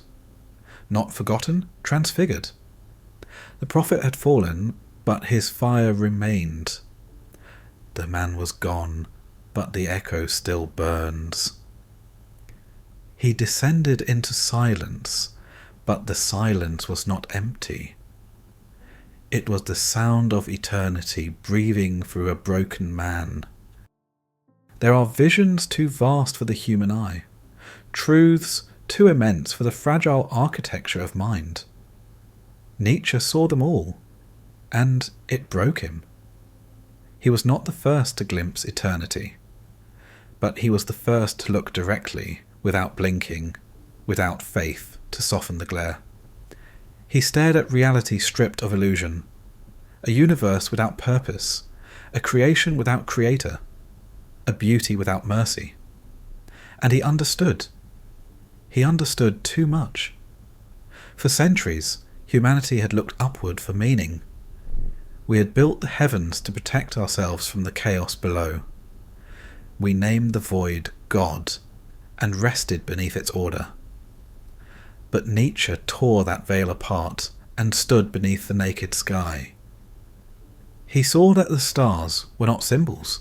They were burning stones. That morality was not eternal. It was human invention. That the sacred and the profane were born of the same trembling will to live. He saw that there is no plan, no destiny, no cosmic script to justify suffering. And yet, life persists, not because of meaning, but because of will. He had discovered a terrible freedom, that existence needs no reason, that the universe is not cruel. It is indifferent. And in that indifference, we must become our own gods. But such knowledge is not bearable for long. To live without illusion is to stand naked before infinity, and infinity does not blink. Nietzsche's philosophy was not madness. It was lucidity taken too far. He saw what we all avoid, that the mind is a bridge, not a home. And when it reaches the other side, it breaks. He wrote once, "The higher we soar, the smaller we appear to those who cannot fly." But he forgot that even the eagle is not meant to fly forever. At a certain height, the air itself becomes poison. His brilliance became his burden. Every insight tore another layer from his soul. Every revelation deepened the wound. He saw truth not as comfort, but as exposure, a light too pure for the human form. He had lived his entire life as a storm inside a body too small to contain it. His health failed. His eyes dimmed. His mind burned. Yet still he wrote, as if each word were the last breath of a man drowning in eternity. For years he carried the vision alone. Few understood him, fewer still could bear to try. They called him heretic, madman, poet. But Nietzsche was none of these. He was a mirror, a mind reflecting what humanity refused to see. He had looked into the divine and realized that it was us, that heaven was not above, but within, that every soul is both creator and creation, and that every moment is the birth of a new world. But such awareness isolates. For who can live among mortals after touching the eternal? Who can speak simply after hearing the voice of silence? In the end, Nietzsche was alone, not by choice, but by altitude. He had ascended too far into the mountains of thought, where the air is thin and the horizon endless. And there, in the blinding snow of his own vision, the mind began to fracture. He had reached the place where philosophy becomes prophecy, and prophecy becomes madness. Where the words no longer obey the thinker, they possess him. He no longer wrote ideas. He wrote revelations. He no longer described the overman. He became the vessel through which it spoke. It was not delusion. It was overflow. The human vessel cracked, but the current that flowed through him was real. It was the ancient fire of creation, raw, merciless, divine. And that fire does not belong to men. It only passes through them. Nietzsche became what he sought to describe: the bridge between man and God, between thought and transcendence, between sanity and truth. And like all bridges, he broke when crossed. For perhaps that is the law of vision, that the eye that sees too much must close, that the mind which reaches eternity must shatter to make room for the infinite. And yet, in that shattering, something remains: a resonance, a light, a whisper. Nietzsche's silence was not emptiness. It was the echo of everything he had unveiled. He had become the still point around which his ideas continued to spin, the living absence that proved their power. For though the mind that saw too much could no longer speak, its vision did not die. It seeped into history, into art, into language itself. It became the invisible pulse beneath modern thought, the question that refuses to fade. What happens when humanity finally sees itself clearly? When all veils are burned, all heavens fallen, and all meaning must be made anew? Nietzsche could not survive that vision, but because of him we can. His mind broke so that ours could awaken. His silence was the price of our freedom. And in that silence, something eternal still speaks. Not the voice of a man, but the voice of truth itself, echoing softly. Be careful what you see. When Nietzsche's voice fell silent, the world did not understand what it had heard. His words remained, but his meaning was lost. The prophet had written for the few, but was read by the many. He had spoken in symbols, but the world heard slogans. He had offered freedom, but they took it as permission. Nietzsche had not sought followers. He had sought creators, spirits strong enough to think for themselves, to bear the burden of meaning without collapsing into obedience.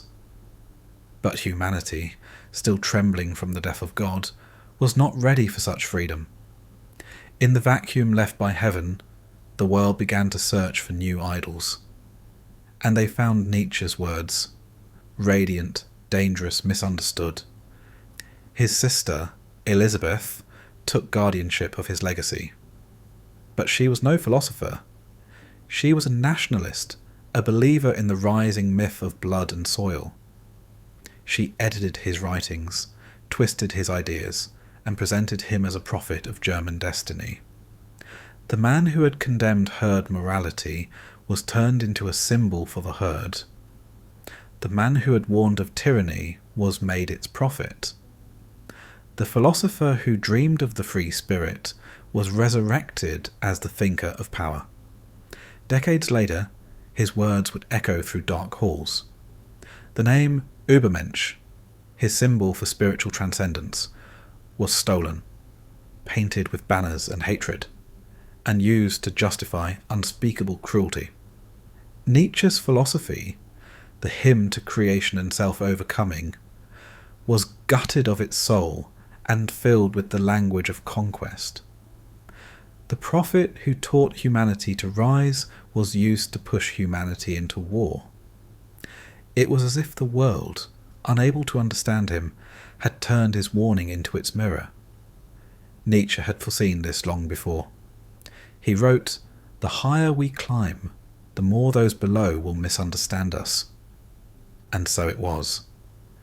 The world he tried to awaken took his fire and burned itself with it. But beneath those distortions, the true Nietzsche still glowed, hidden like an ember beneath the ashes of misuse. For his was never the call to dominate, but to create, never to worship strength, but to become whole.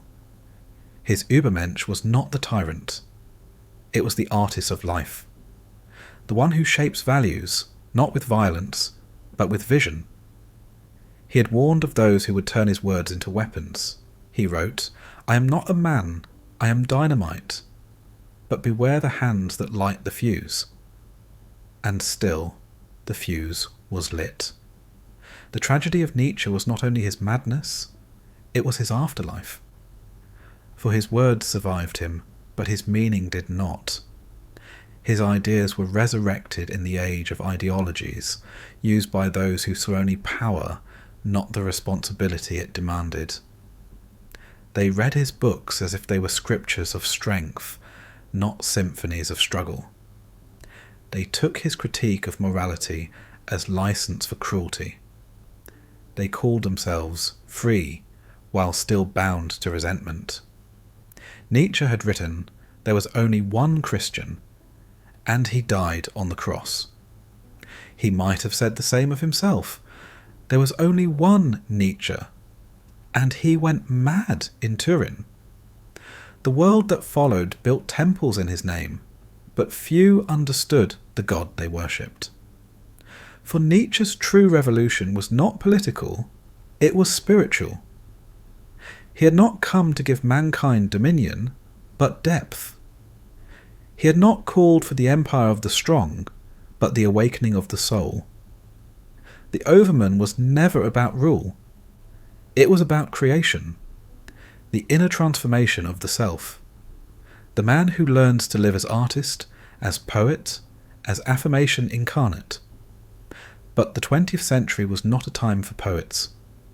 It was a century of armies. And in its noise, Nietzsche's voice became a weapon. Yet through that distortion, his true message endured. For ideas cannot be killed, only buried. And every so often, someone would unearth him again, read his words without fear, without ideology, and hear in them what was always there, a call to awaken. For Nietzsche hadn't written to destroy the sacred, but to return it to life. To pull the divine out of the hands of priests and place it within the human will. To teach us that creation itself is worship. He was not the herald of power, but of possibility. Not the prophet of conquest, but of courage. The prophet without followers became the teacher of generations unborn. Artists, thinkers, wanderers, souls unwilling to kneel. He had died misunderstood, but his misunderstanding gave birth to 1,000 awakenings. His silence became seed. His tragedy, revelation. And though his words were twisted, the flame remained untouched. For no distortion can kill the truth that burns beneath. He had written of the eternal return, and truly his ideas returned. Distorted, broken, redeemed, again and again. The prophet without followers became the father of all free spirits. He was rejected by his age so that he might belong to all ages. There are prophets who speak to their time, and there are prophets who speak to time itself. Friedrich Nietzsche was the latter. The world that dismissed him as mad is now the world he foretold. A world without gods, without certainties, without a centre, and still searching for one. When Nietzsche wrote, "God is dead," it was not triumph. It was mourning. He had heard something collapse that the rest of us were still pretending to believe in. He was not celebrating destruction. He was describing a silence. The silence that follows when faith no longer fills the air. He saw what few dared to see, that when heaven falls, its fragments do not disappear. They scatter into everything, into politics, into art, into ideology, into desire. And in those fragments, we still build our little gods. The madman of Nietzsche's parable ran through the marketplace crying, "I seek God, I seek God." The crowd laughed, but the madman answered, "Whither is God? We have killed him, you and I. All of us are his murderers."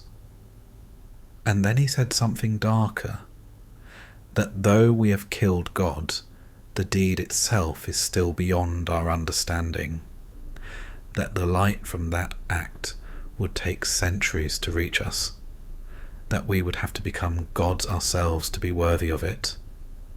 That prophecy is now our reality. We live in the long twilight of that death. We still carry the corpse of meaning on our backs, unsure where to bury it. Nietzsche saw that the fall of God was not the end of faith, but was transformation. We would no longer worship heaven. We would worship power, progress, nation, self. Our idols would change form, but not nature. The hunger for belief would remain. He foresaw the modern world as a world of restless creation, brilliant, creative, godless, and haunted by the shadow of what it destroyed, haunted by a freedom it cannot bear. In that sense, Nietzsche was never truly defeated. His madness was not failure. It was foreknowledge. He simply arrived too soon. He looked into the future, and the future looked back. We are the ones who live inside his revelation now. We are the children of his silence, the heirs of his warning. For every question he asked still hangs above us. Who creates values now? Who gives meaning to a world without heaven? Who carries the burden once carried by God? We have tried to answer in many ways. Science gave us knowledge, but not purpose. Technology gave us power, but not peace. Politics gave us motion, but not direction. We have learned everything except why we exist. Nietzsche called this danger nihilism, the slow poisoning of the soul that no longer believes in anything. He saw it not as despair, but as a beginning. For only when the old gods die can the new ones be born. That is the secret of his madness. It was not the collapse of meaning. It was its rebirth. The breakdown was the breakthrough. The fall was the transformation. In the silence that followed his mind's unravelling, a new voice began to form. Not his, but ours. For through his suffering, Nietzsche gave us the courage to face existence without illusion, to stop begging for light and learn to make our own. He showed that philosophy was not a system, but a way of living. That truth was not a doctrine, but a dance. That God's death was not an ending, but an opening. Nietzsche's legacy is not in dogma, but in fire. He left no followers, only kindlers, souls who would use his words to ignite their own becoming. Artists, writers, rebels. Each generation finds him again, not as a master, but as a mirror. Each sees in him the reflection of their own search for meaning in a silent universe. He is not the prophet of despair. He is the prophet of awakening. His madness was a passage, a crossing into the unknown. And though his mind broke, his message endured. For perhaps the truest prophet is not the one who teaches, but the one who becomes the lesson. Nietzsche's life was that lesson. It taught that freedom has a cost, that vision demands sacrifice, that truth, when seen whole, is both unbearable and beautiful. He once wrote, "Some are born posthumously," and so he was. For his time has only just begun. The madman who ran through the marketplace still runs through us, still cries, "Where is God?" and still answers, "We have killed him, but the light of that death has not yet reached the earth." In that half-light we live, still building, still seeking, still learning to love a world without escape. And perhaps that is Nietzsche's true legacy. Not madness, but courage. The courage to face the infinite alone and to say, yes. The 19th century ended in silence. Not the silence of peace, but the silence that follows revelation. God had fallen, the heavens were empty. The voice that once guided kings and shepherds alike was gone, and the world, for the first time in history, was alone. Nietzsche's cry had echoed across Europe. God is dead. But what followed that cry was not laughter, nor triumph. It was confusion. It was the sound of humanity listening for something that was no longer there. At first, it seemed like liberation. The cathedral still stood, but the pews were emptying. The churches became museums, the prayers became memories. Science replaced scripture. Reason replaced revelation. Humanity believed itself awake at last, but beneath that awakening lay a growing unease, a quiet, creeping hunger. For though the world had outgrown heaven, it had not outgrown longing. The 20th century dawned like a godless sunrise, bright, mechanical, infinite. Men walked on the moon, split the atom, decoded the genome. We became masters of matter, but strangers to meaning. We conquered the physical universe and lost the metaphysical one.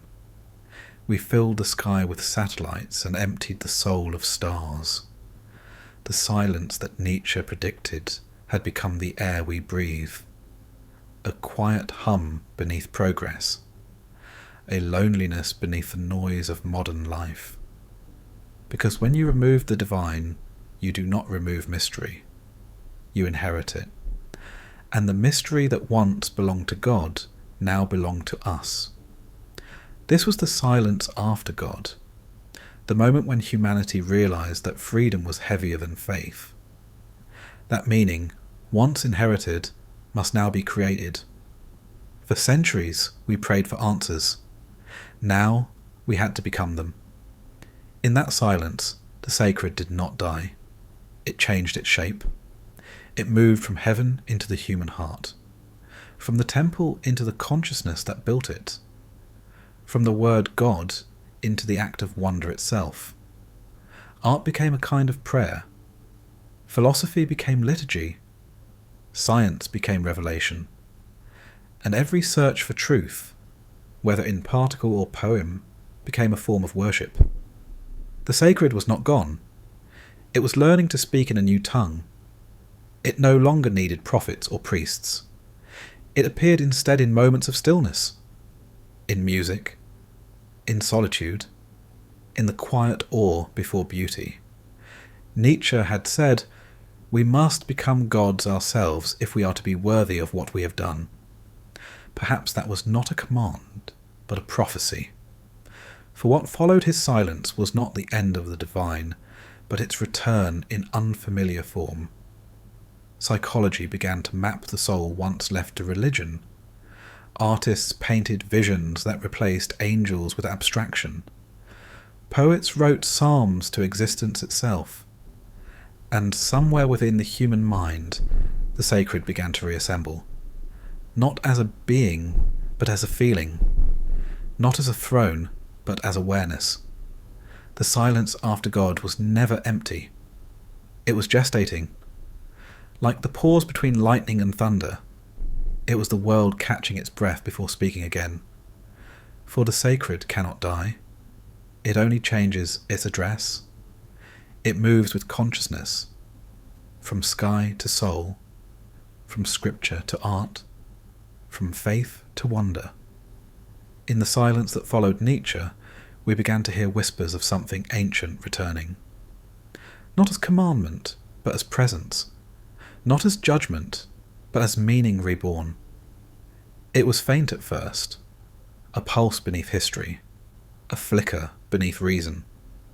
But it was there, in every scientist who stares into the cosmos and feels awe instead of conquest, in every artist who loses themselves in the act of creation, in every quiet heart that looks at existence and feels gratitude instead of fear. The sacred was not lost.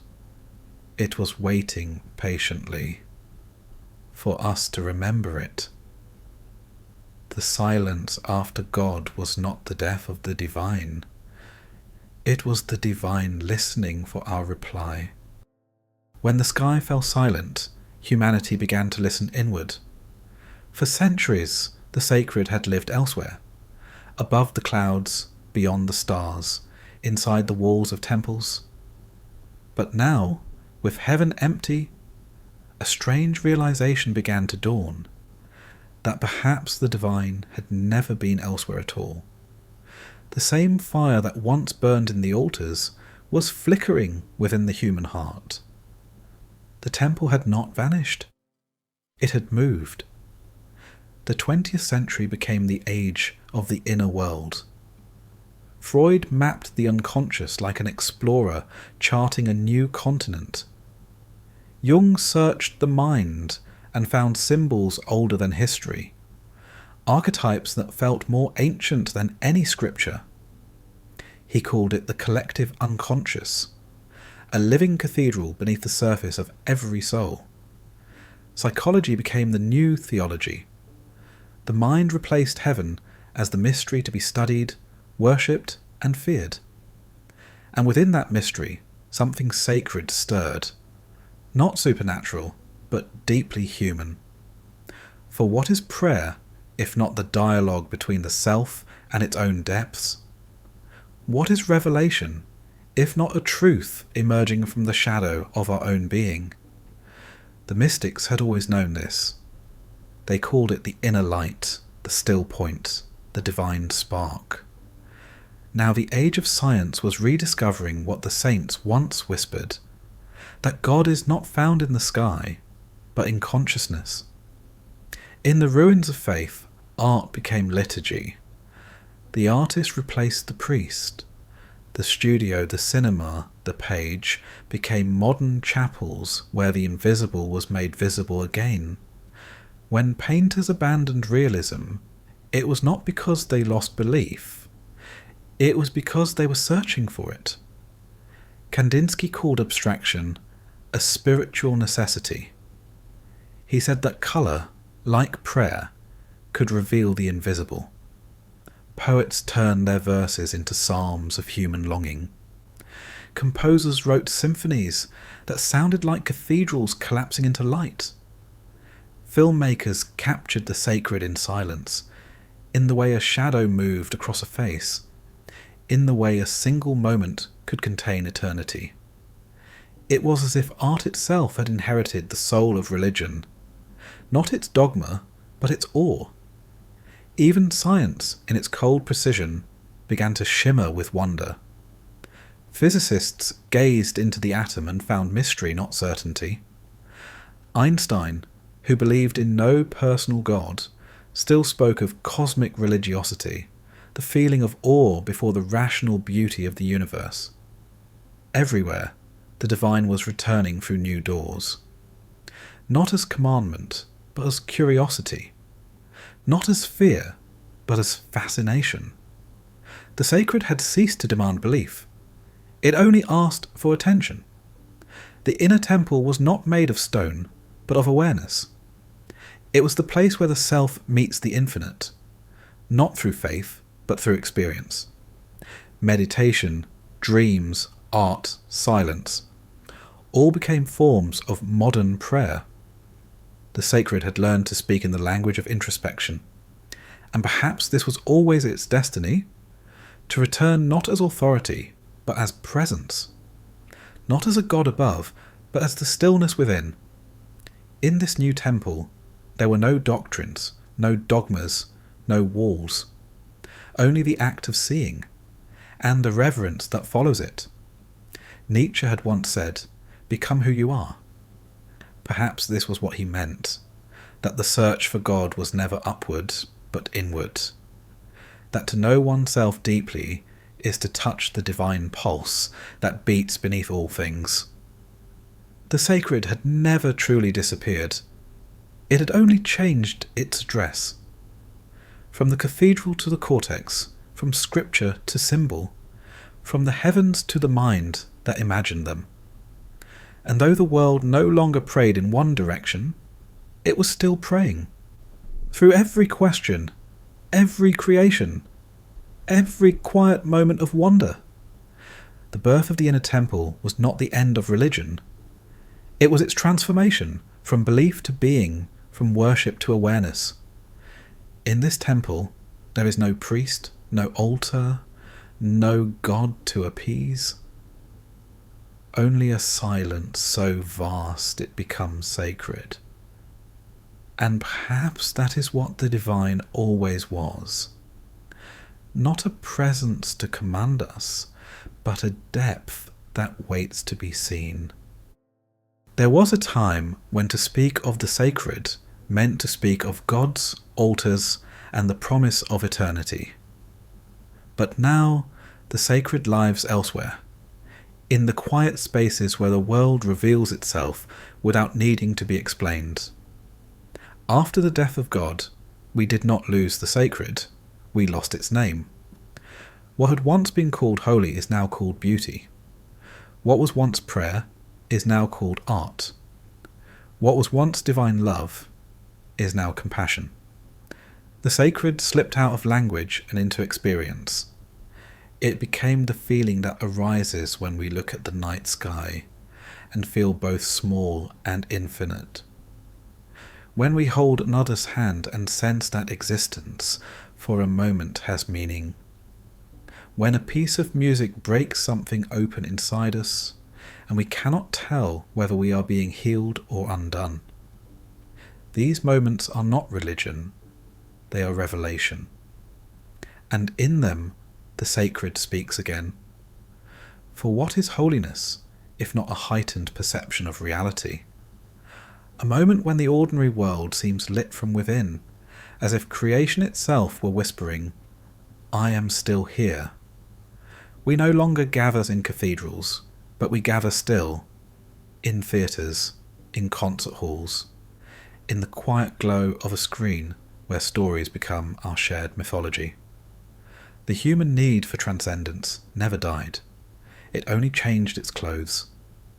Every generation builds its own altar. Ours is built of images and sound, of connection and self-discovery. We worship not gods, but meaning itself, the mysterious pulse that gives weight to our days. The sacred without religion is fragile. It cannot be enforced, only felt. It asks for no obedience, only attention. It requires no faith, only wonder. In the stillness before sunrise, in the sound of rain on a window, in the gaze of a loved one, it appears. Not as a miracle, but as a reminder that to exist at all is already miraculous. Nietzsche once wrote, "We must have chaos within us to give birth to a dancing star." Perhaps that star is the sacred itself, reborn in every human being who learns to love existence without asking it to be eternal. When religion fell, it left a silence, but also a freedom. Without dogma, the sacred became universal again. It no longer belonged to one people, one scripture, one truth. It belonged to everyone and to no one. Science, once thought to have banished mystery, became one of its new messengers. In the curve of galaxies, in the dance of atoms, in the delicate mathematics of life, we found awe, and awe is the purest form of prayer. To look at the universe and feel reverence instead of fear, this is faith reborn. Not faith in something, but faith as something. A trust in the meaningfulness of being, even when we cannot explain it. The sacred without religion asks for no temple, for the world itself has become one. The ocean is an altar.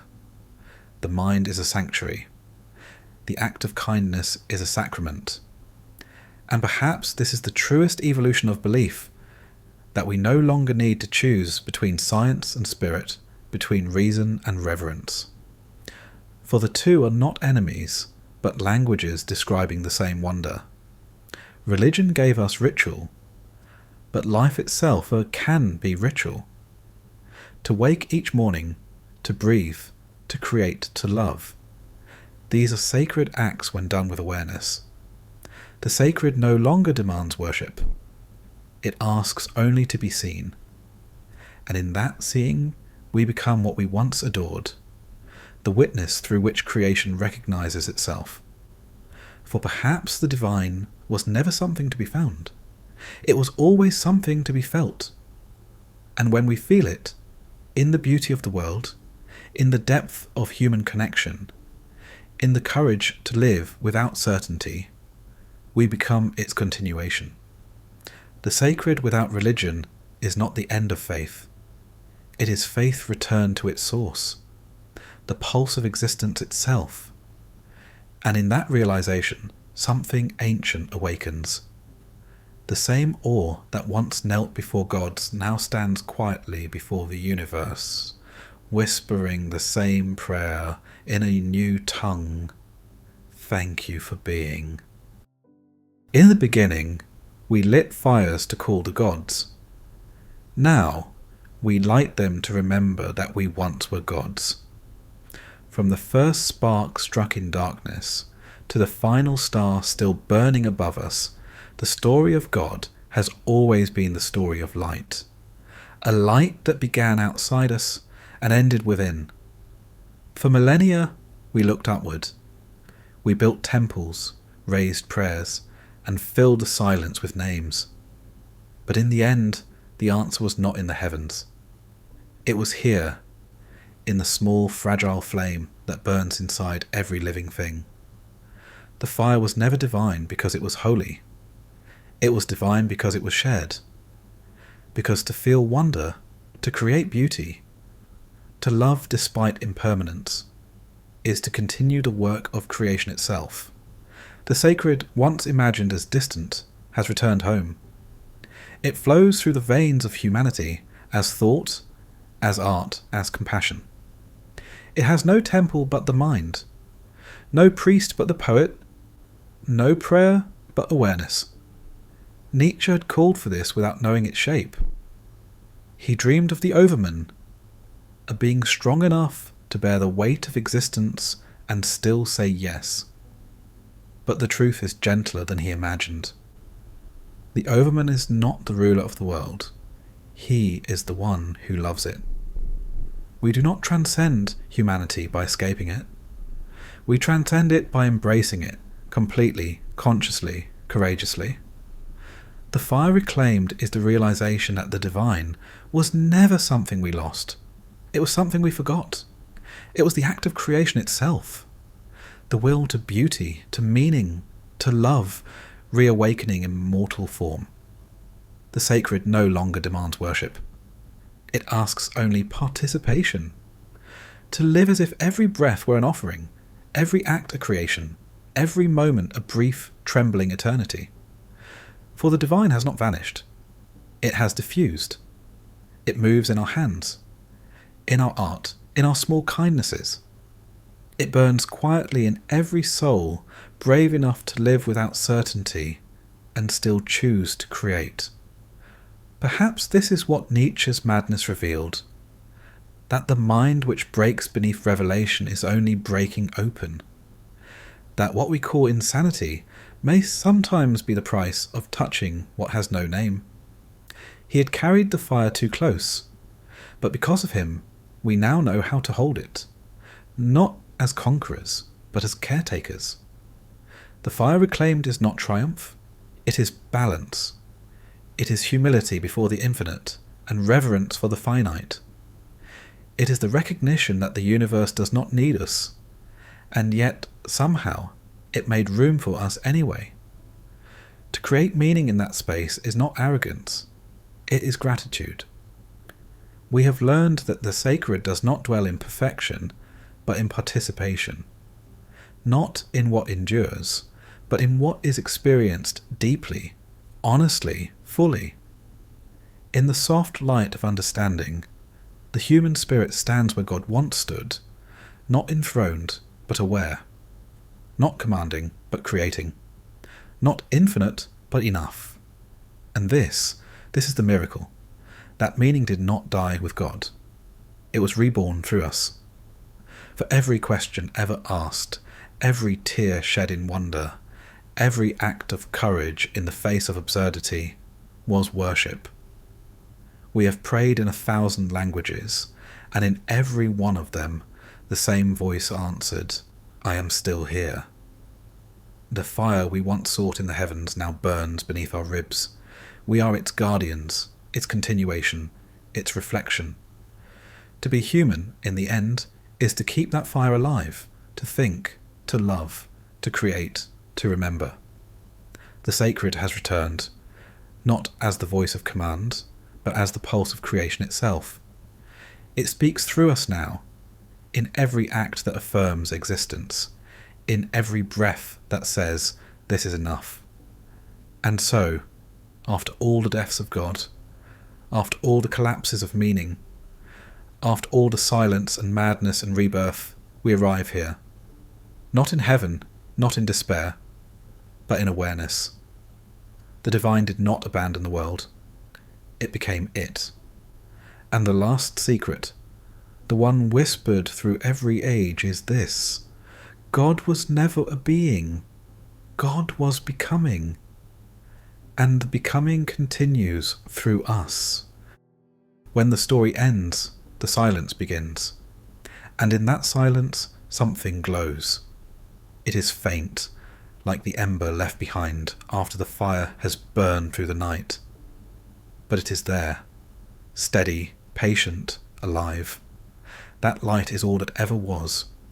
Before gods, before words, before thought. It is the quiet awareness that watches all creation unfold. And though we have given it 1,000 names, Yahweh, Brahman, Logos, Truth, Self, it has never belonged to any of them. The light simply is. It flickers behind the eyes of every creature that looks upon the world and wonders. It breathes through stars and souls alike. The one flame reflected through countless mirrors. This is what remains after God.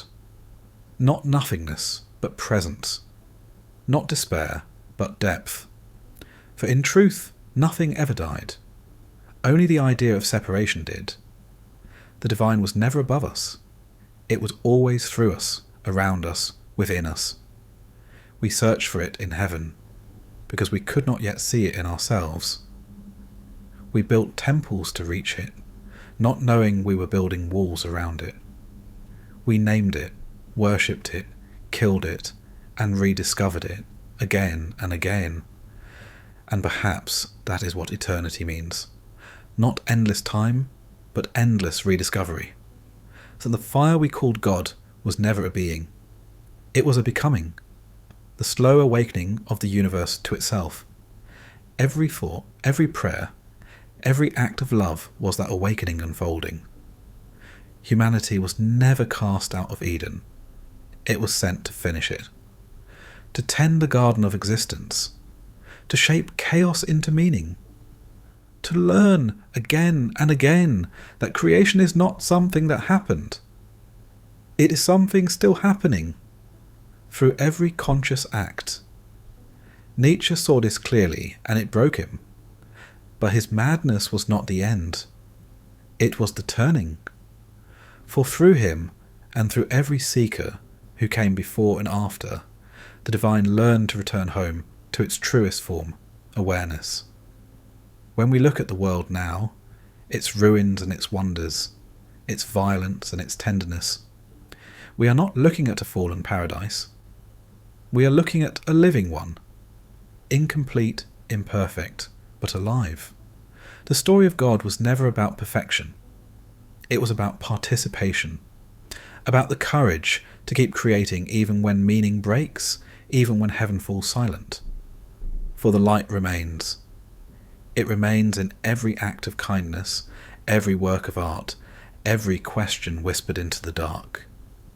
It remains in the stillness between breaths, in the moment before sleep, in the gaze that meets another and recognizes itself. We no longer need to ask where God is. The question itself is the answer. Every search for truth is God remembering itself. Every hand that creates, every heart that forgives, every mind that wonders, is that same ancient light reigniting the world. The sacred was never lost, it only changed its form. From fire to flesh, from faith to awareness, from the infinite to the intimate. And now, as the story closes, perhaps the truest prayer left is not one of asking, but of listening. Not save us, but let us see. For what if salvation was never escape from the world, but awakening within it? What if heaven was not a place we reach, but a depth we remember? The light that remains is not above us. It burns quietly in every mind that dares to wonder, in every soul that refuses to give up meaning, in every life that continues, despite everything, to love. That is the eternal flame. Not divine because it never dies, divine because it keeps returning. Through us, through thought, through creation. And so, when the story ends, the silence begins again. But now the silence is not empty. It is luminous. It listens. It breathes. It waits. For the next name we will give it. For the next world we will build. For the next question we will dare to ask. The fire passes on from God to man, from man to consciousness, or from consciousness to creation. And somewhere, in that endless becoming, the divine smiles, not above but within, because it never left. It only changed its light.